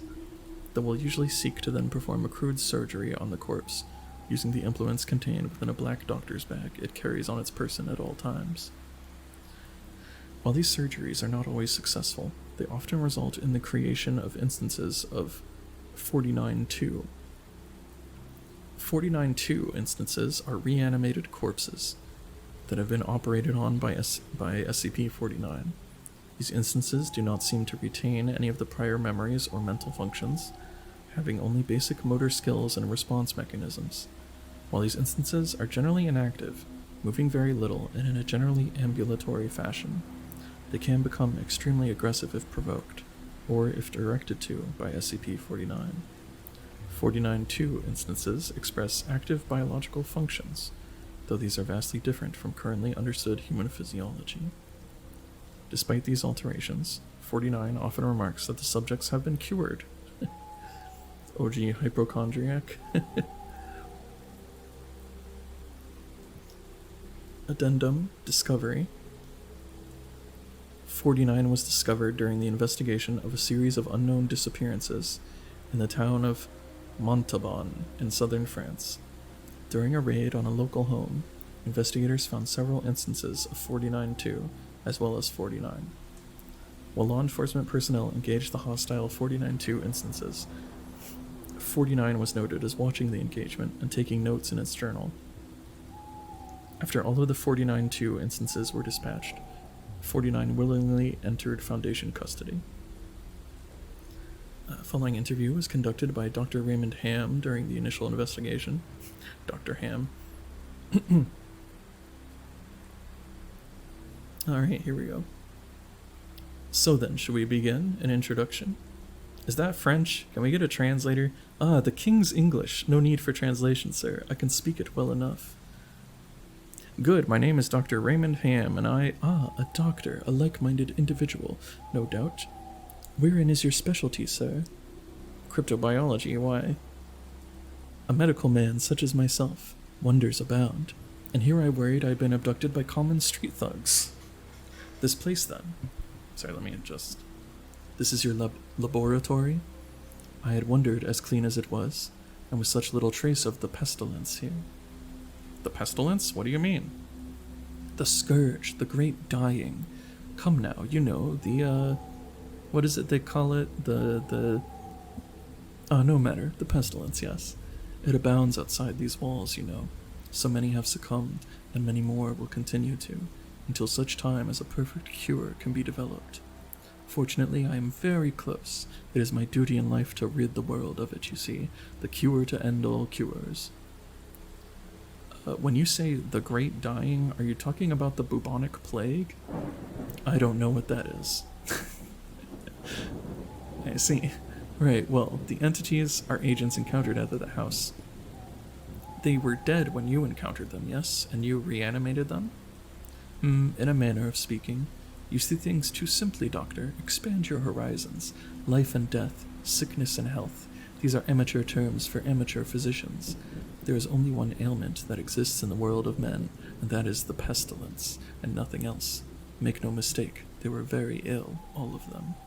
You think you cured those people? Indeed, my cure is most effective. The things we recovered were not human.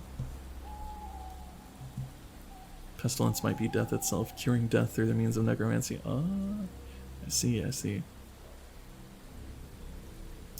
Yes, well, it is not a perfect cure, but that will come with time and further experimentation. I have spent a lifetime developing my methods, Dr. Ham, and will spend a lifetime more if necessary. Now, we have wasted too much time. There is work to do. I will require a laboratory of my own, one where I can continue my research unimpeded, and assistance, of course, though I can provide those on my own in time. I don't think our organization will be willing to...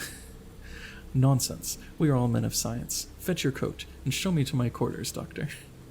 Our work begins now.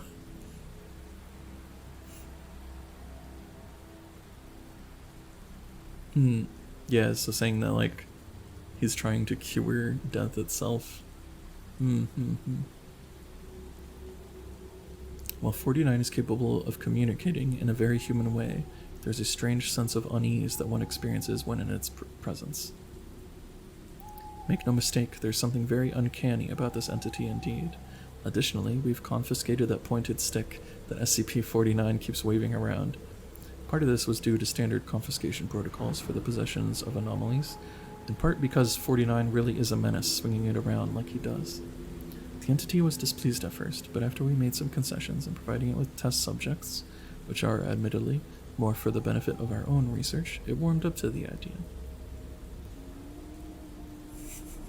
Ham. Observation. While in containment at Site 19, SCP-49 spent a considerable amount of time studying and performing surgery on the various mammalian corpses it has been provided. SCP-49 will routinely spend several days performing surgery, and then, regardless of whether or not the corpse becomes an instance of SCP-49-2, spending several more days documenting its findings in a thick leather journal stored within its doctor's bag. SCP-49 will often seek to share its findings with members of Foundation staff. The following is a log of several occasions during which SCP-49 was observed operating on a mammalian corpse. Okay. Subject SCP-49, a test subject, was introduced into 49's containment cell. The entity expressed sincere gratitude towards all members of the containment and research staff. 49 began by asking the D-class, the test subject, several standard medical questions, as it began removing tools from its bag. Shortly after finishing its preparations, 49 quickly closed the distance between the two, killing the subject with a touch to its throat. Afterwards, 49 made a number of considerable alterations to the basic structure of the subject's corpse, often introducing fluids from within its bag into the subject by way of a hand-powered pump and copper tubing.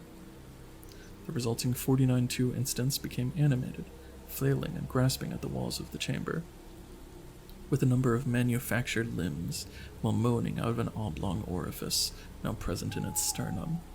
During this time, 49 was observed taking notes of the instance in his journal, and remarking to the watching research staff about the efficacy of its cure. Security personnel entered the chamber, moved 49 back to containment, and were attacked by the instance. The security team dispatched the 49-2 instance, and 49 returned to containment with no resistance, stating that it was pleased with the results. How many more are these? Oh my god, there's a lot. Alright, well, might as well finish it.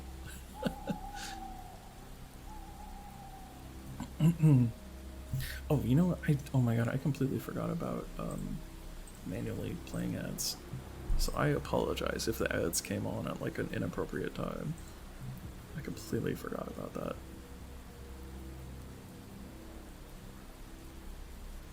Let me just check real quick. Okay.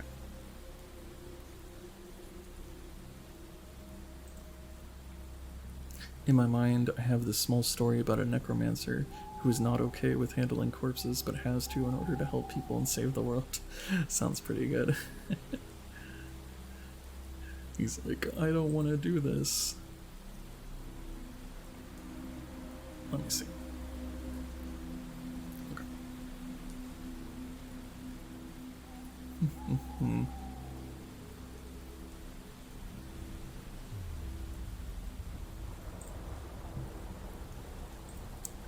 Alright, I'm gonna go for a little bit, and then I'm gonna run some ads while I take a little break. Actually, maybe I'll just do that now, because yeah, I could use a little break. So, oh, I just realized I'm just showing you my Twitch thing. Oops. Oops. Oops, oops, oops, oops. Okay. Oops. Hello, Eric. Thanks for following. Oops. Oops. I don't think there's anything, like, sensitive on that screen anyway. Should be fine.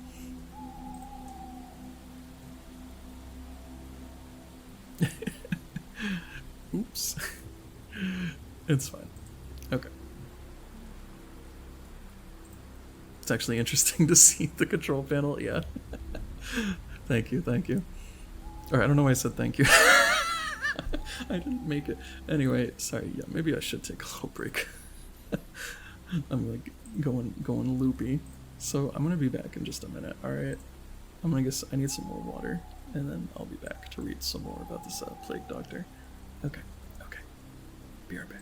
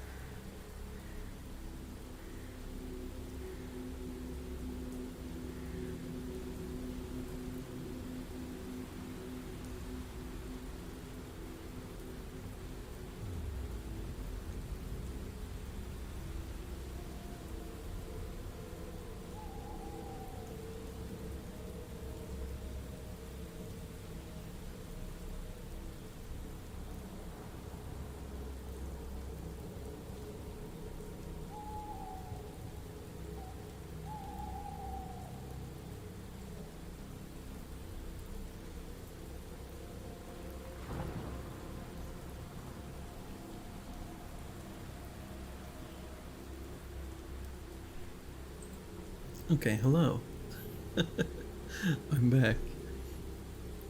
And this time I have this open in a separate window, so I won't accidentally do that again. It's fine. I didn't just like open up my email or something. Also, sorry. Okay, I need to get back into ASMR voice. Because this is supposed to be an ASMR stream. Okay. Thank you. Okay, so we read the first experiment. SCP-49 was provided the corpse of a recently deceased ghost. Ghost? A recently deceased ghost. No, goat. 49 expressed gratitude at the provision. 49 operated on the goat corpse for several days, eventually resulting in an instance of 49-2. 49 expressed pleasure in this outcome, though admitted the disease was still in its nascent stage. My veterinarian practice is rudimentary, but the patient responded well to the procedure. 49 was provided the corpse of a recently deceased orangutan. 49 expressed noted gratitude at the provision, due to the similarities between the orangutan and common human physiology. SCP-49 spent several days operating on the orangutan, reanimating it several times. However, 49 appeared to be discontent with the results it experienced, returning to the creature 3 times after its initial reanimation for additional work. After it was unable to reanimate the corpse a 5th time, 49 turned the corpse over to Foundation staff for incineration, stating, "I have learned so much from this, though I fear my early optimism was misplaced. I hadn't yet come across such a stumbling block on my road to the cure. More subjects like this would do a great deal in advancing my research. 49 was provided the corpse of a recently deceased bovine. 49 expressed mild annoyance at the provision, though accepted it nonetheless. This man tried like cracking his wallet. Whoa, thank you. Spent several days operating on the bovine corpse, breaking only to dine on a requested dinner of thin crackers, salted pork, and hard cheese. We had a charcuterie board. Beginning first by embalming the corpse, 49 was observed producing a number of long syringes from its bag, each containing a different dark viscous fluid. 49 described these fluids as essences of the humors and elaborated by saying, "The pestilence may bring about a systemic imbalance. In such a case, before true healing can begin, one must find the humors in balance, or the body will reject the cure." Over the next few days, 49 spent a considerable amount of time adjusting the organs of the bovine corpse with a number of large metal instruments. After 8 days, 49 produced a lightning rod, which Dr. Ham exchanged for an electric cattle prod attached to an extension cord, and struck the corpse in several locations. This action seemingly had the effect of reanimating the bovine, which once again became ambulatory, despite the inversion of the head and reorientation of its limbs. Follow-up interview. Dr. Ham, we've watched your work for several weeks now, and honestly, I'm not sure I understand what you're doing. Can you describe your process in detail? Oh goodness no, the process is most intensive. As I said to your assistant, the best instruction you will find about my methods are here in my journals, as I have kept exhaustive records of my work there. I see. My concern, Doctor, is that we still don't understand what you're seeking to cure, or how it manifests, or how turning these creatures into quasi-living, mindless drones helps in that effort. You do not understand the pestilence, even after all this time? Doctor, it is an unspeakable horror, one that has shown its true face many times before and will again. I find myself blessed with the wisdom and good senses needed to root it out and destroy it, but many like yourself cannot. It is a cruel judgment, I fear, to be at the mercy of a disease you cannot fully comprehend. That still doesn't answer my question. How is your cure any kind of a cure at all? It is a cure. You may laugh at my efforts if you please, but do not besmirch the good name of scientific progress that has developed this great mercy. What you so short-sightedly see here is a life better than any this creature could have hoped for, stricken as it was with pestilence. She's always so much fun. Oh, thank you, Yukio. I appreciate it. You're great. You're always so supportive. It's always good to see you around in the chat and stuff. So thank you. Let's see. A better life than any of this creature could have hoped for. It is now clean, unable to spread the pestilence, and free from the terror it would have experienced otherwise. This is hardly a creature at all, Doctor. It's not even— do not jape with me, sir. You and your colleagues are like so many others, unable to look past minor setbacks to see the salvation taking place before your very eyes. Do you wait to remove rotten timbers until the hull collapses on top of you? No. You find them and you pull them out, and replace them with those untouched by rot. And most of all, you do not simply mock the structure, because it now looks different from you. It is strong. It is free of disease. I'm sorry, I didn't mean to agitate you. I'm just trying to understand. Yes, well, do mind your words in the future, Doctor. I am a professional, but even professionals may feel the bite of pride in dealing with criticism of their masterpiece. I will forgive this as an act of good faith between colleagues. Is there anything else I can help you with? No, that will be all. Another test subject on the usual schedule. You know my preference of subjects with more human anatomies. Did I hear like a duck? Was that in the ambient sounds? Hold on. Was that just me? Just heard like a duck quack. Oops, now I'm showing you my YouTube.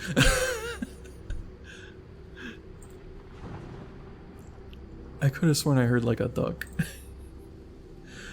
Oh, okay, maybe that was something in my house. I guess there's a duck in my house.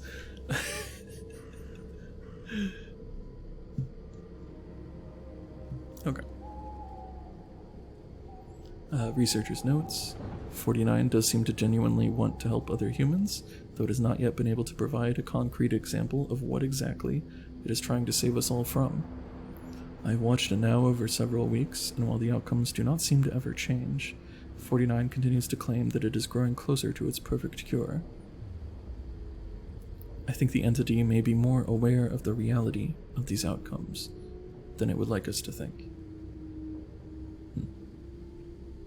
Spooky hoots and spooky quacks, yeah. It's like we need an owl. We need an owl for the spooky atmosphere. We have owls at home, and the owl at home is a duck.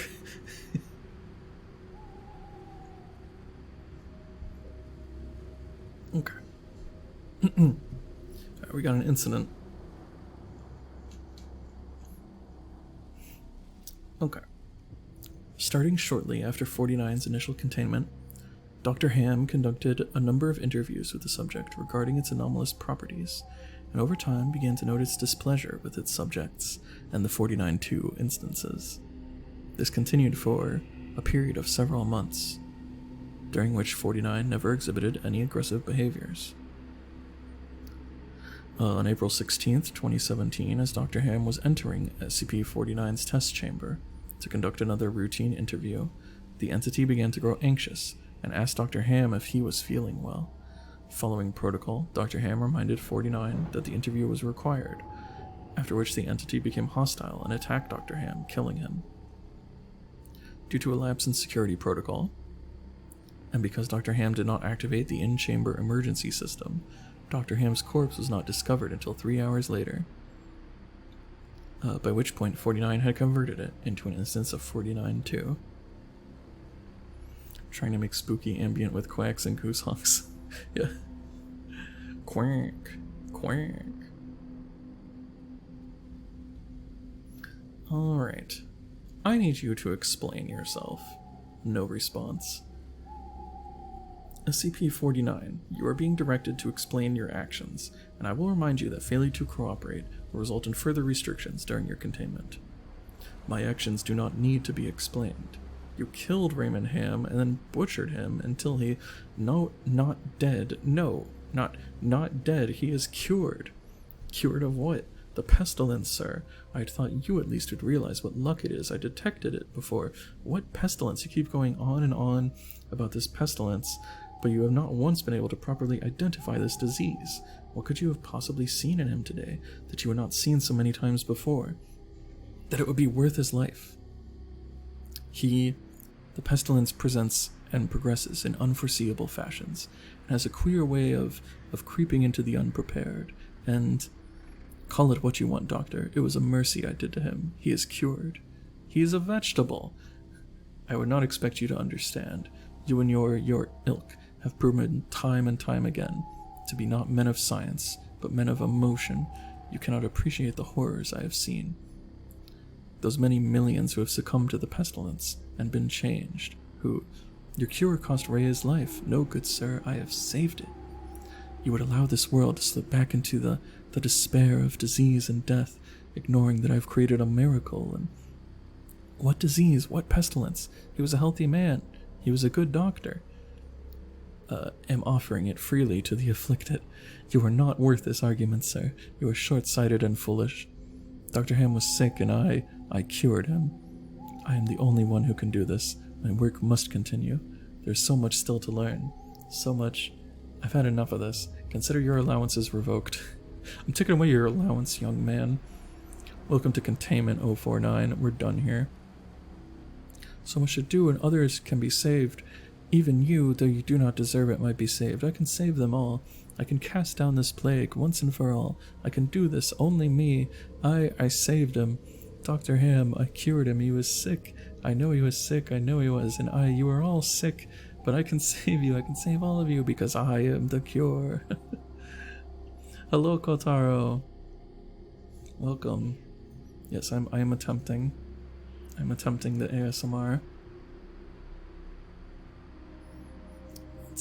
Excuse me, let me take a sip.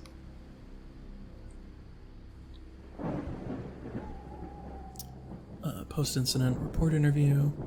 Interview is conducted by Elijah Itkin. Let's see. SCP-49. We are conducting this interview to close out our investigation of your actions taken on April 16th that resulted in the death of a staff member. Do you have any comments to make? Only that I look forward to the day when you will allow me to resume my work. I've spent the last few weeks compiling my notes and constructing a new theory for how the pestilence was able to infect someone in such an insidious manner that I nearly couldn't detect it. Have you experienced any remorse for your actions, for the death of Dr. Ham?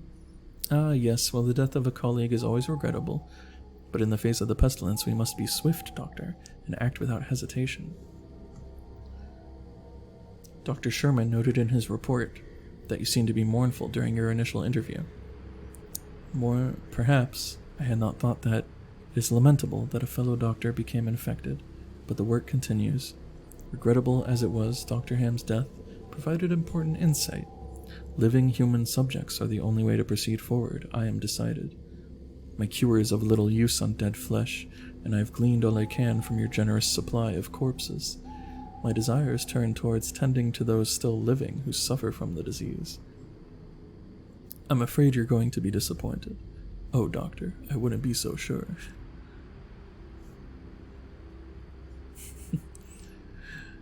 And, Miss Piggy, you're gonna be falling asleep. Okay, thanks for dropping by. It was good to meet you. And Yukio, I love how I see so many familiar faces everywhere. Yeah! Yeah, I know a lot of cool people. I'm glad I've been able to meet so many people through streaming and VTubing. Let's see. Oh, these are like some of the notes. Like the robes and gloves are identical to a thick hide. Mask is composed of a kind of chitin. Claims to have originated in 15th century France. Space within this bag is anomalously large. Is a bag of holding. Decided to work on human subjects. It does not require sustenance, but enjoys it and feels that the food helps to put it in the right mind to operate. Added to statement, of course, elementary knowledge, practical, blah blah blah. Those journals are not written in any known language. Wait, this goes to like a story? Huh. Well, okay. There's so much different lore and stuff. Yeah, wait. Oh my god, there's so many links to other stories and stuff. That's fun.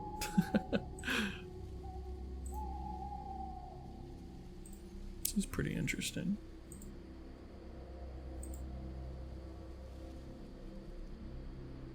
When you go work tomorrow. Okay. Well, yeah, definitely go to work if you need to. What's 96? Wait. Oh, is this the shy guy? This is the shy guy, right? Wait.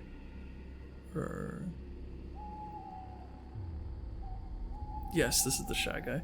There was actually a pretty cool like short movie somebody made about this one.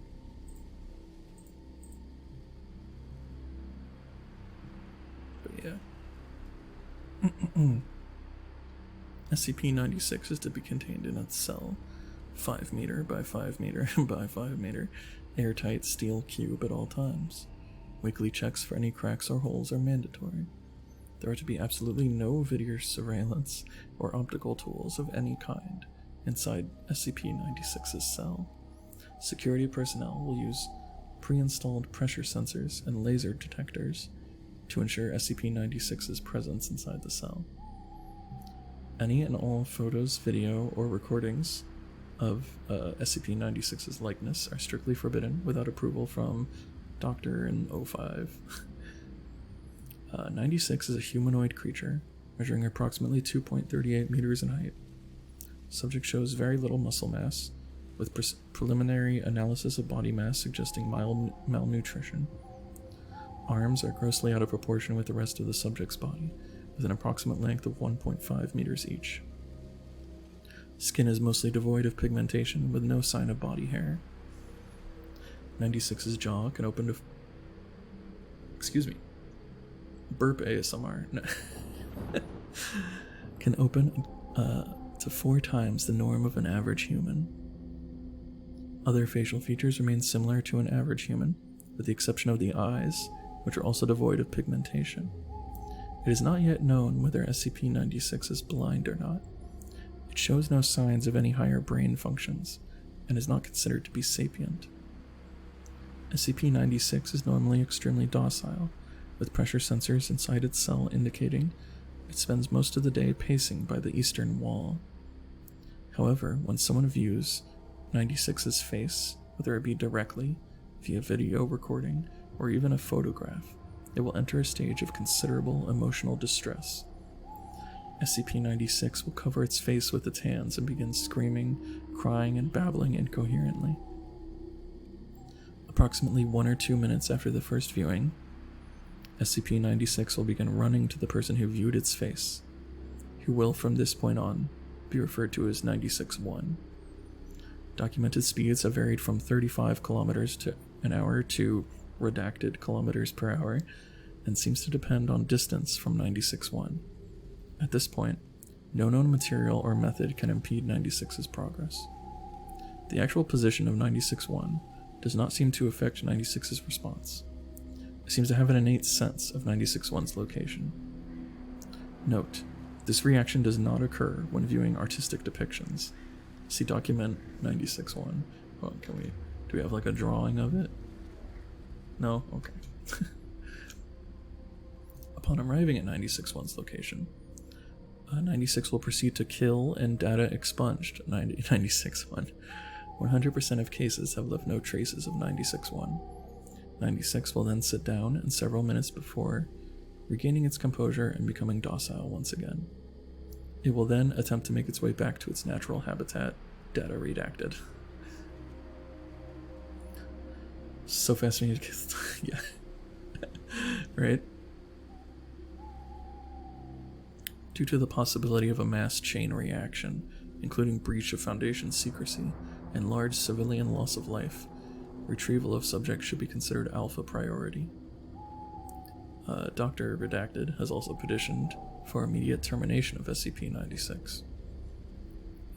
Termination order has been approved and is to be carried out by Dr. on dead or blah blah blah. Is this like kind of... I think that's kind of what they made into the movie. So we have an interview from Dr. Redacted interviewing Captain Redacted. You think they're related? The Redacted family?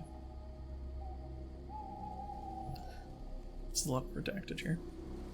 It always sucks ass to get initial retrieval duty. You have no idea what the damn thing is capable of besides what jacked up information the field techies can scrape up. And you're lucky if they even tell you the whole story. They told us to bag and tag, didn't tell us jack shit about not looking at the damn thing.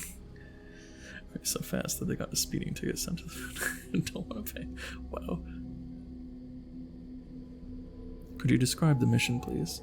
Yeah, sorry. We had 2 choppers, one with my team and one on backup with Zulu 9B and Dr. Redacted.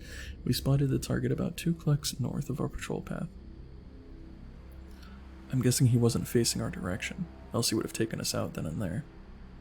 Your report says 96 didn't react to the cold, it was -Celsius. Actually, it was negative, and yes, it was butt naked and didn't so much as shiver. Anyway, we landed, approached the target, and Corporal Redacted got ready to bag it. That's when Dr. Redacted called. I turned to answer it, and that's what saved me. The target must have turned, and my whole squad saw it. That's when 96 entered in an agitated emotional state. Yep. Sorry, got the willies for a second. That's alright. Yeah, well, I never saw its face. My squad did, and they paid for it up the ass. Could you describe it a little more, please? Yeah, it started screaming at us and crying. Not animal roaring, though. Sounded exactly like a person. Really fucking creepy. We started firing when it picked up Corporal and ripped off his leg. God, he was screaming for our help. Fucking A. Anyway, we were blowing chunks out of the target round after round, didn't do jack shit. I almost lost it when it started. Data expunge him. I'm gonna guess like eating. Oh yeah, because they mentioned like it can like open its jaw really wide. That's when you ordered the use of an AT-4 Head T launcher, an anti-tank gun. Started carrying it ever since SCP got loose. I've seen those tear through tanks like tissue paper. Did the same thing to the target. There was significant damage to SCP-96. It didn't even fucking flinch. It kept tearing apart my squad, but with half of its torso gone. He draws a large half circle across his torso. But it was taking damage? If it was, it wasn't showing it. It must have lost all its organs, all its blood, but it didn't acknowledge any of it. Its bone structure wasn't hurt at all, though. It kept tearing my squad apart. So no actual structural damage. How many rounds would you say were fired at SCP-96? At the least, 1,000. Our door gunner kept his GAU-19 on it for at least 20 seconds. 20 fucking seconds. That's 650 caliber rounds pumped into the thing. Might as well have been spitting at it. This is when Zulu 9B arrived. Yeah, my squad was gone. Zulu 9B managed to get the bag over its head, and it just sat down. We got it into the chopper and got it here. I don't know how I never saw its face. Maybe God or Buddha or whoever thought I should live. The jackass. What did you say? I think it's still illegal to go subsonic in US aerospace, so maybe it jumps so fast the FBI caught it. Yeah. It caused like a sonic boom. We've obtained an artist's depiction of SCP-96's face. Would you like to view it? You know, after hearing that thing screams and the screams of my men, I don't think I want to put a face to what I heard. No, just no. Alright. I believe we are done here. Thank you, Captain. Let this be on record that I'm formally requesting 96 be terminated as soon as possible.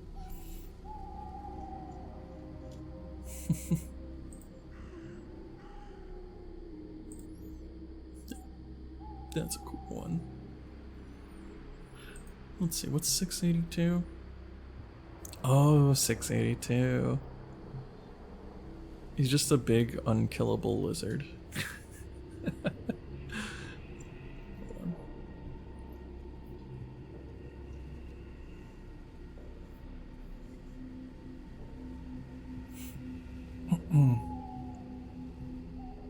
Yeah, I remember this one.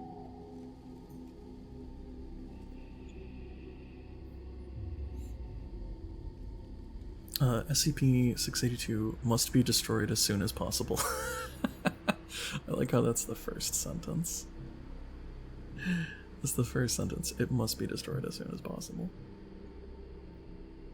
At this time, no means available to SCP teams are capable of destroying SCP-682, only able to cause massive physical damage. SCP-682 should be contained within a 5x5x5 chamber with 25cm reinforced acid-resistant steel plate lining all inside surfaces. The containment chamber should be filled with hydrochloric acid until SCP-682 is submerged and incapacitated.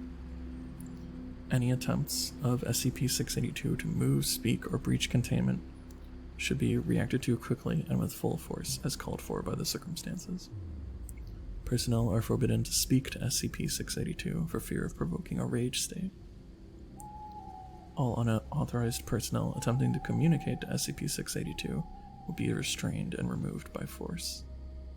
Due to its frequent attempts at containment breach, difficulty of containment and incapacitation, and high threat of Foundation exposure, SCP-682 is to be contained in site redacted.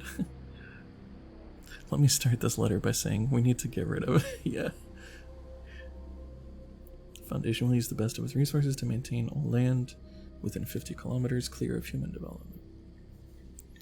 SCP-682 is a large, vaguely reptile-like creature of unknown origin. It appears to be extremely intelligent and was observed to engage in complex communication with SCP-79 during their limited time of exposure. Which one is 79? It's a computer. Okay.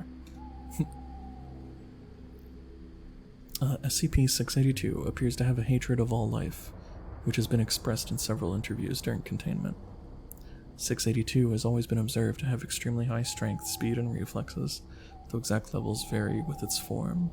682's physical body grows and changes very quickly, growing or decreasing in size as it consumes or sheds material. 682 gains energy from anything it ingests, organic or inorganic.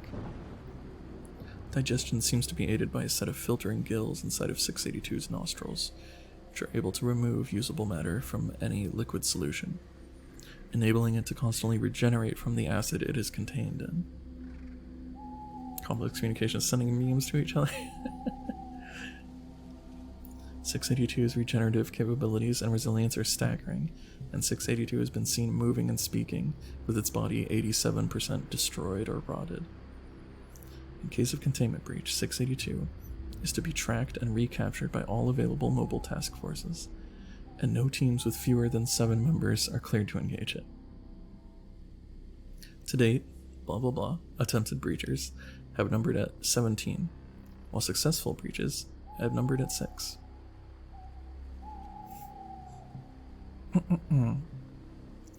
So here's an interview with the big lizard. Now, why did you kill those farmers? If you don't talk now, we will remove you from this attempt and place you back into... Pardon? Speak up. Move the mic up closer. They were... That microphone is only so much gain. Move it closer to it. His throat's messed up, man. Look at it. He ain't talking. They were disgusting. Retreats from room. And, okay.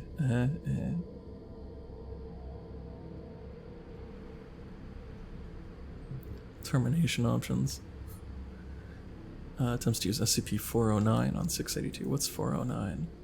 It's a large quartz crystal. Oh, anything that comes in contact with it will begin to crystallize. Okay. Exposure, SCP-682 began to tear at the point of contact, causing massive trauma to the area. 682 requests several times to know what it has been exposed to. Crystallization begins, spreading much slower than normal. 682 shows signs of extreme pain and begins having seizures. 35% escape rate.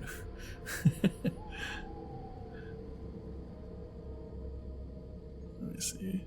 That stops at 62% conversion. Crystallized area explodes, causing massive physical trauma to SCP-682. 682 recovers from exposure despite the loss of limbs and organs. 682 begins regeneration, stating that it will attempt to kill and consume all staff involved in the event.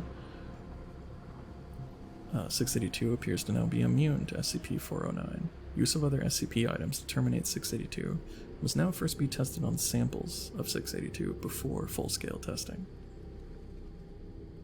Requested permission to attempt termination of 682 using 689. What's 689? This is a long one. It's a statue. Oh yeah, this is just the statue that kills you. Okay, hold on. So it's like, yeah, a small green statue. Wait. Vanishes. Isn't this kind of similar to like the original one?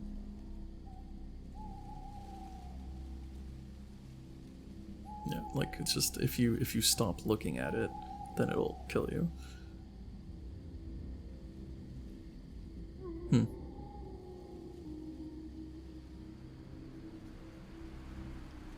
If I were to work in something that contained threatens to just eat me, I'd let it escape.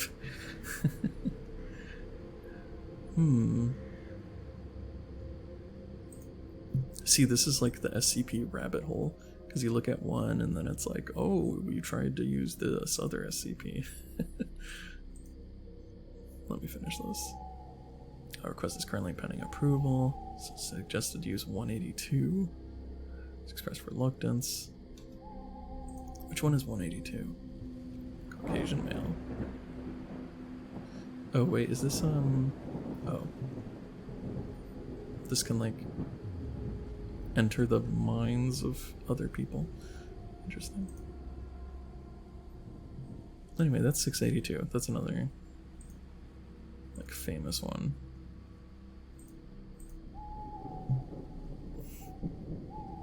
What's that? 87. Oh, it's the stairs. There's a face. It's a spooky face.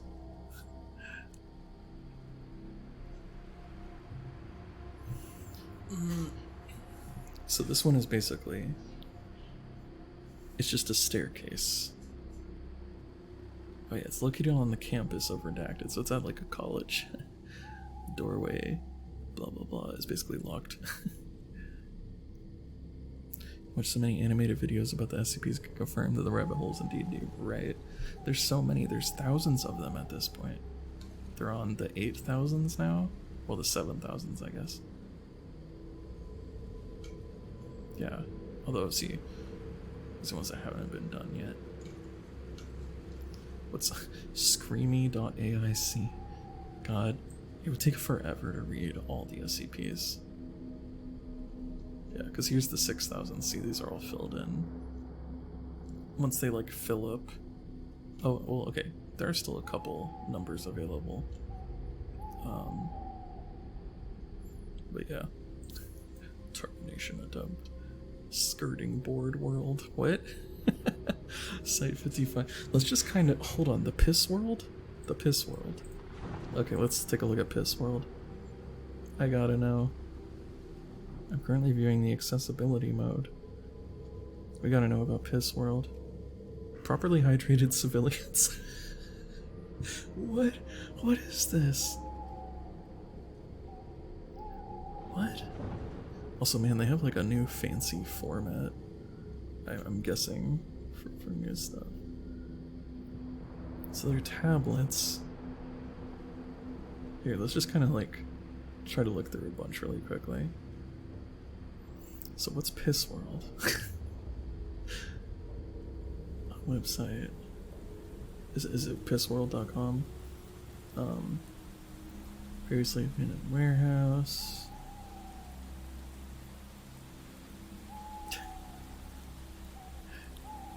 It's just the kids' pool. I like how they're saying further analysis of this location is difficult due to prohibition from the company. Can't you just you're like the Illuminati. You can't figure out a way into a company building. Legit purpose, as explained, is to decrease the rate of an individual's need to urinate. Okay. By stretching the consumer's urinary bladder painlessly. Increasing the interior space of the organ. Okay. Is this just some... I feel like a lot of SCPs are just somebody's fetish made into a supernatural thing. Is this just that? It's a black powder if it is consumed. Controversy, blah blah blah. Shape of a disc to a Class A basic entry extra dimensional wormhole. What? Oh, and the wormhole goes to the piss world. Future urine will fall into. It's a sub-reality. Turn to be 73 planes underneath the baseline dimension. Oh god. Wait. What is this? Oh no. It's a different website? Wait, what's happening? Huh. Oh god, the multiverse. Oh no. There's a multiverse. Where's the chair? Yeah, exactly. We need to get the human chair in here. Known details of it are restricted to a single planetary object with a divergent biosphere from Earth, inhabited by a sapient species of gelatin-like entities with a simplified humanoid shape. Oh my god, are there piss people? Despite its distance, interdimensional passages connected within our reality exists. Supposedly appear. Oh god, they appear to be the dominant species. Signs of active civilization and society, which abnormally resembles human civilization in various aspects. Hello, Vivi. Huh. So, like, hold on.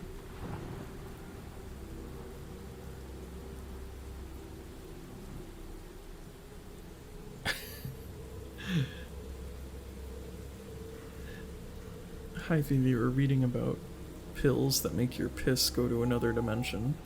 Um, so yeah, right. I love SCPs.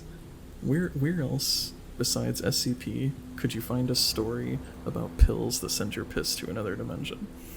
Only on SCP. Free toilet pills, exactly. See, streamers could use this. You don't have to go pee as much. Exploration log. Okay, because I'm just trying to figure out. So it goes to another dimension where there are slime people. Did the slime people, did they like eat the piss? Like, is that? Go to bed, Yukio. Okay, good night, Yukio. Thanks for hanging out. It was nice having you here. Okay, hold on. Feeling the interior of his bladder. Okay, so they sent a drone into his bladder. Thrive up his, I guess. We've had a lot of fetish stuff on this stream, which it was not intentional. It.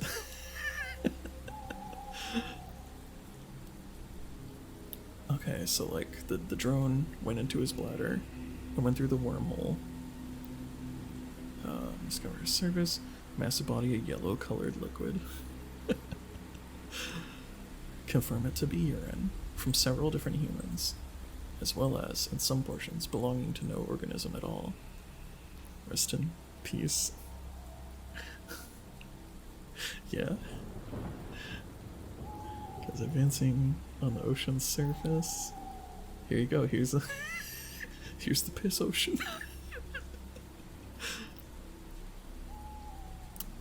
Resembles a naval vessel. Appears abandoned. Its composition is steel. Seem to have entered the ocean recently. Strong gets discovered the watercraft as a container ship. Rectangular boxes. Just colored the ocean yellow, yeah.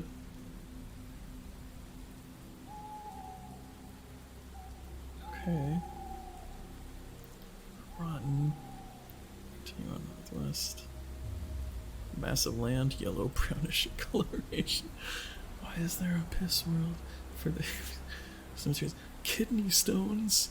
Kidney stones. Oh no. It's just made out of the world is just made out of kidney stones. Large building, sounds of a carnival are audible. Street, unknown entities dancing.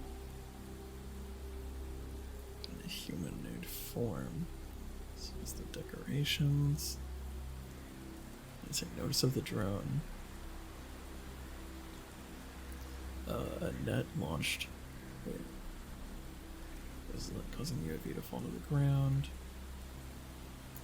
Last friend showed black automobiles striking the air that the truck fell onto. The piss world has its own SCP foundation. Oh my god. Installment. Okay.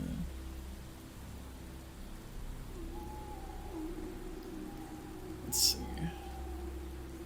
Terrified as more of their water slowly resists back into the seabed. Mysterious gigantic whirlpool that now resides to the north aerophobic sea is rapidly decreasing the sea level of the entire planet.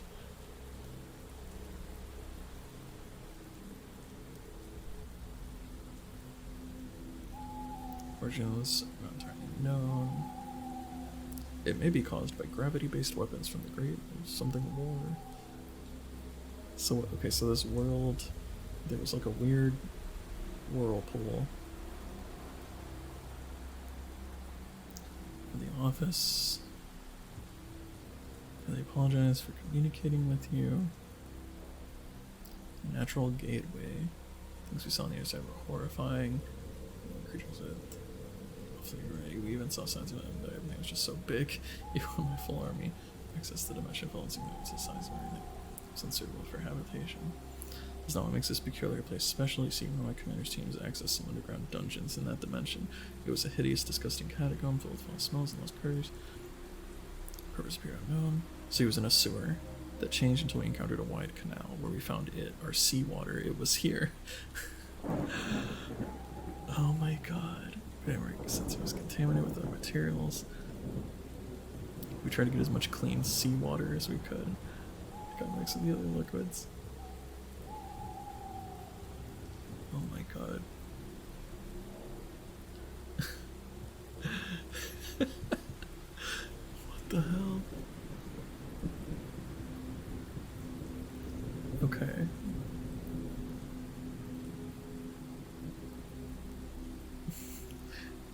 Okay.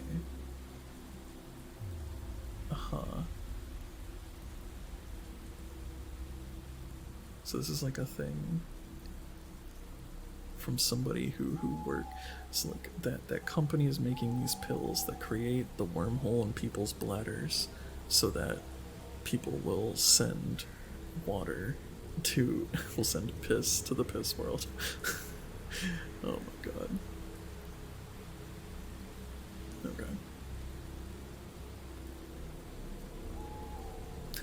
The newspaper company Sincere Country Post, SCP.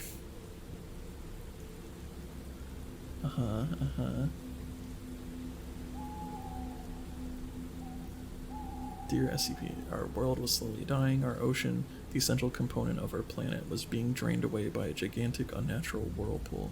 Nothing that we can come up with could stop it, and after not much long, most of our civilization had lost hope and accepted their fate.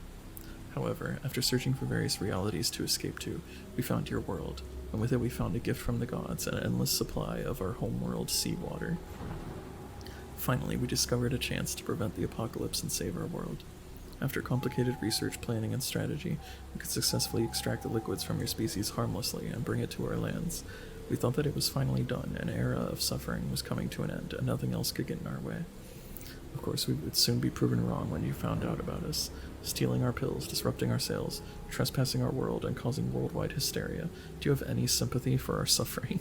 It's not as if you were not aware. We know what kind of documents you've been peeking behind our backs. We just wish to bring back our majestic golden sea, let our people bathe in the warm fluids of the sunny ocean, submerge ourselves in its blonde glory, splashing others with it in playful games for hours, and hunt the delicious fish swimming on its surface and consume its wet, moist body. Can't you just relate to that? Don't you have your own ocean too? We will not take this abuse any further. If you continue to withhold our chance of survival from us, we have no choice but to fight back. This is war. Oh my god. Alright, well, that's Piss World. Okay, that was a lot. That was a lot. I'm getting a little, like, tired. My voice is getting tired, specifically. So, I think I'm gonna end the stream. Or 689, right, it's a statue that kills you. 409, it's a crystal that kills you. Man, people come up with so many creative ideas on the SCP Wiki. A mug only a mother could love. Untitled Flies. Forgotten Brotherhood. I like the titles too that people come up with. Patty's. Oh hey, there's a streamer. Hold on, let's. Oh my god, it's a VTuber. There's a VTuber SCP. Oh my god. Yeah, SCP-6930 will take the form of a virtual YouTuber. Oh my god. Oh my god. What the heck? What?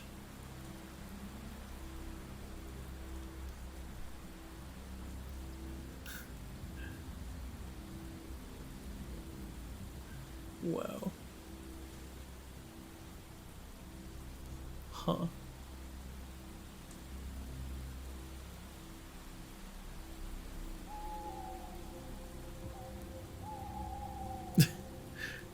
Alright. VTuber SCP. Oh my god, memes. Her career has been ruined. Wait, no, what happened is the VTubers, the SCP VTubers. Wait, everyone, practically the entire internet has laughed at her. Just let's see what some users do to illustrate my point. Wait. Looking at behavior, which by the way seems to have been just more than that they have contributed negatively to the way in which that we ourselves have caused her. So I felt quite dissatisfied. I'm thinking about it. I've come up with a containment proposal. We can control the advertising actions of 1630 through the use of a front company. Trust advertising. Huh. Wow. Deliver a percentage of between 40 to 60% of the general earnings obtained per week. Wow. SCP Foundation taking a big cut. Basically just... Huh. Well, this seems like a whole thing. This is a whole wormhole on its own. Wow.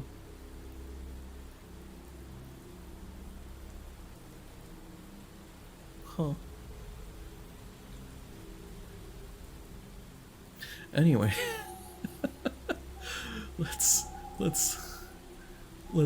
find somebody to raid. I gotta go. I can't keep going down the rabbit hole. So let's see who is on that we can raid.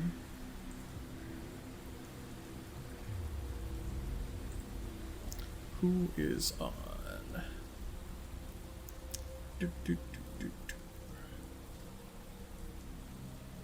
Let's see.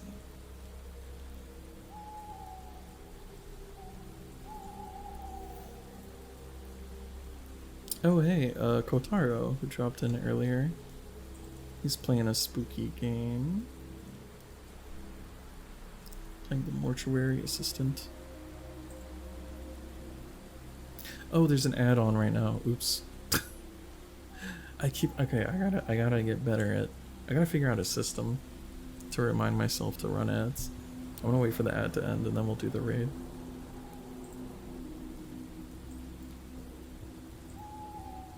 Gotta think of a better way to do that, yeah.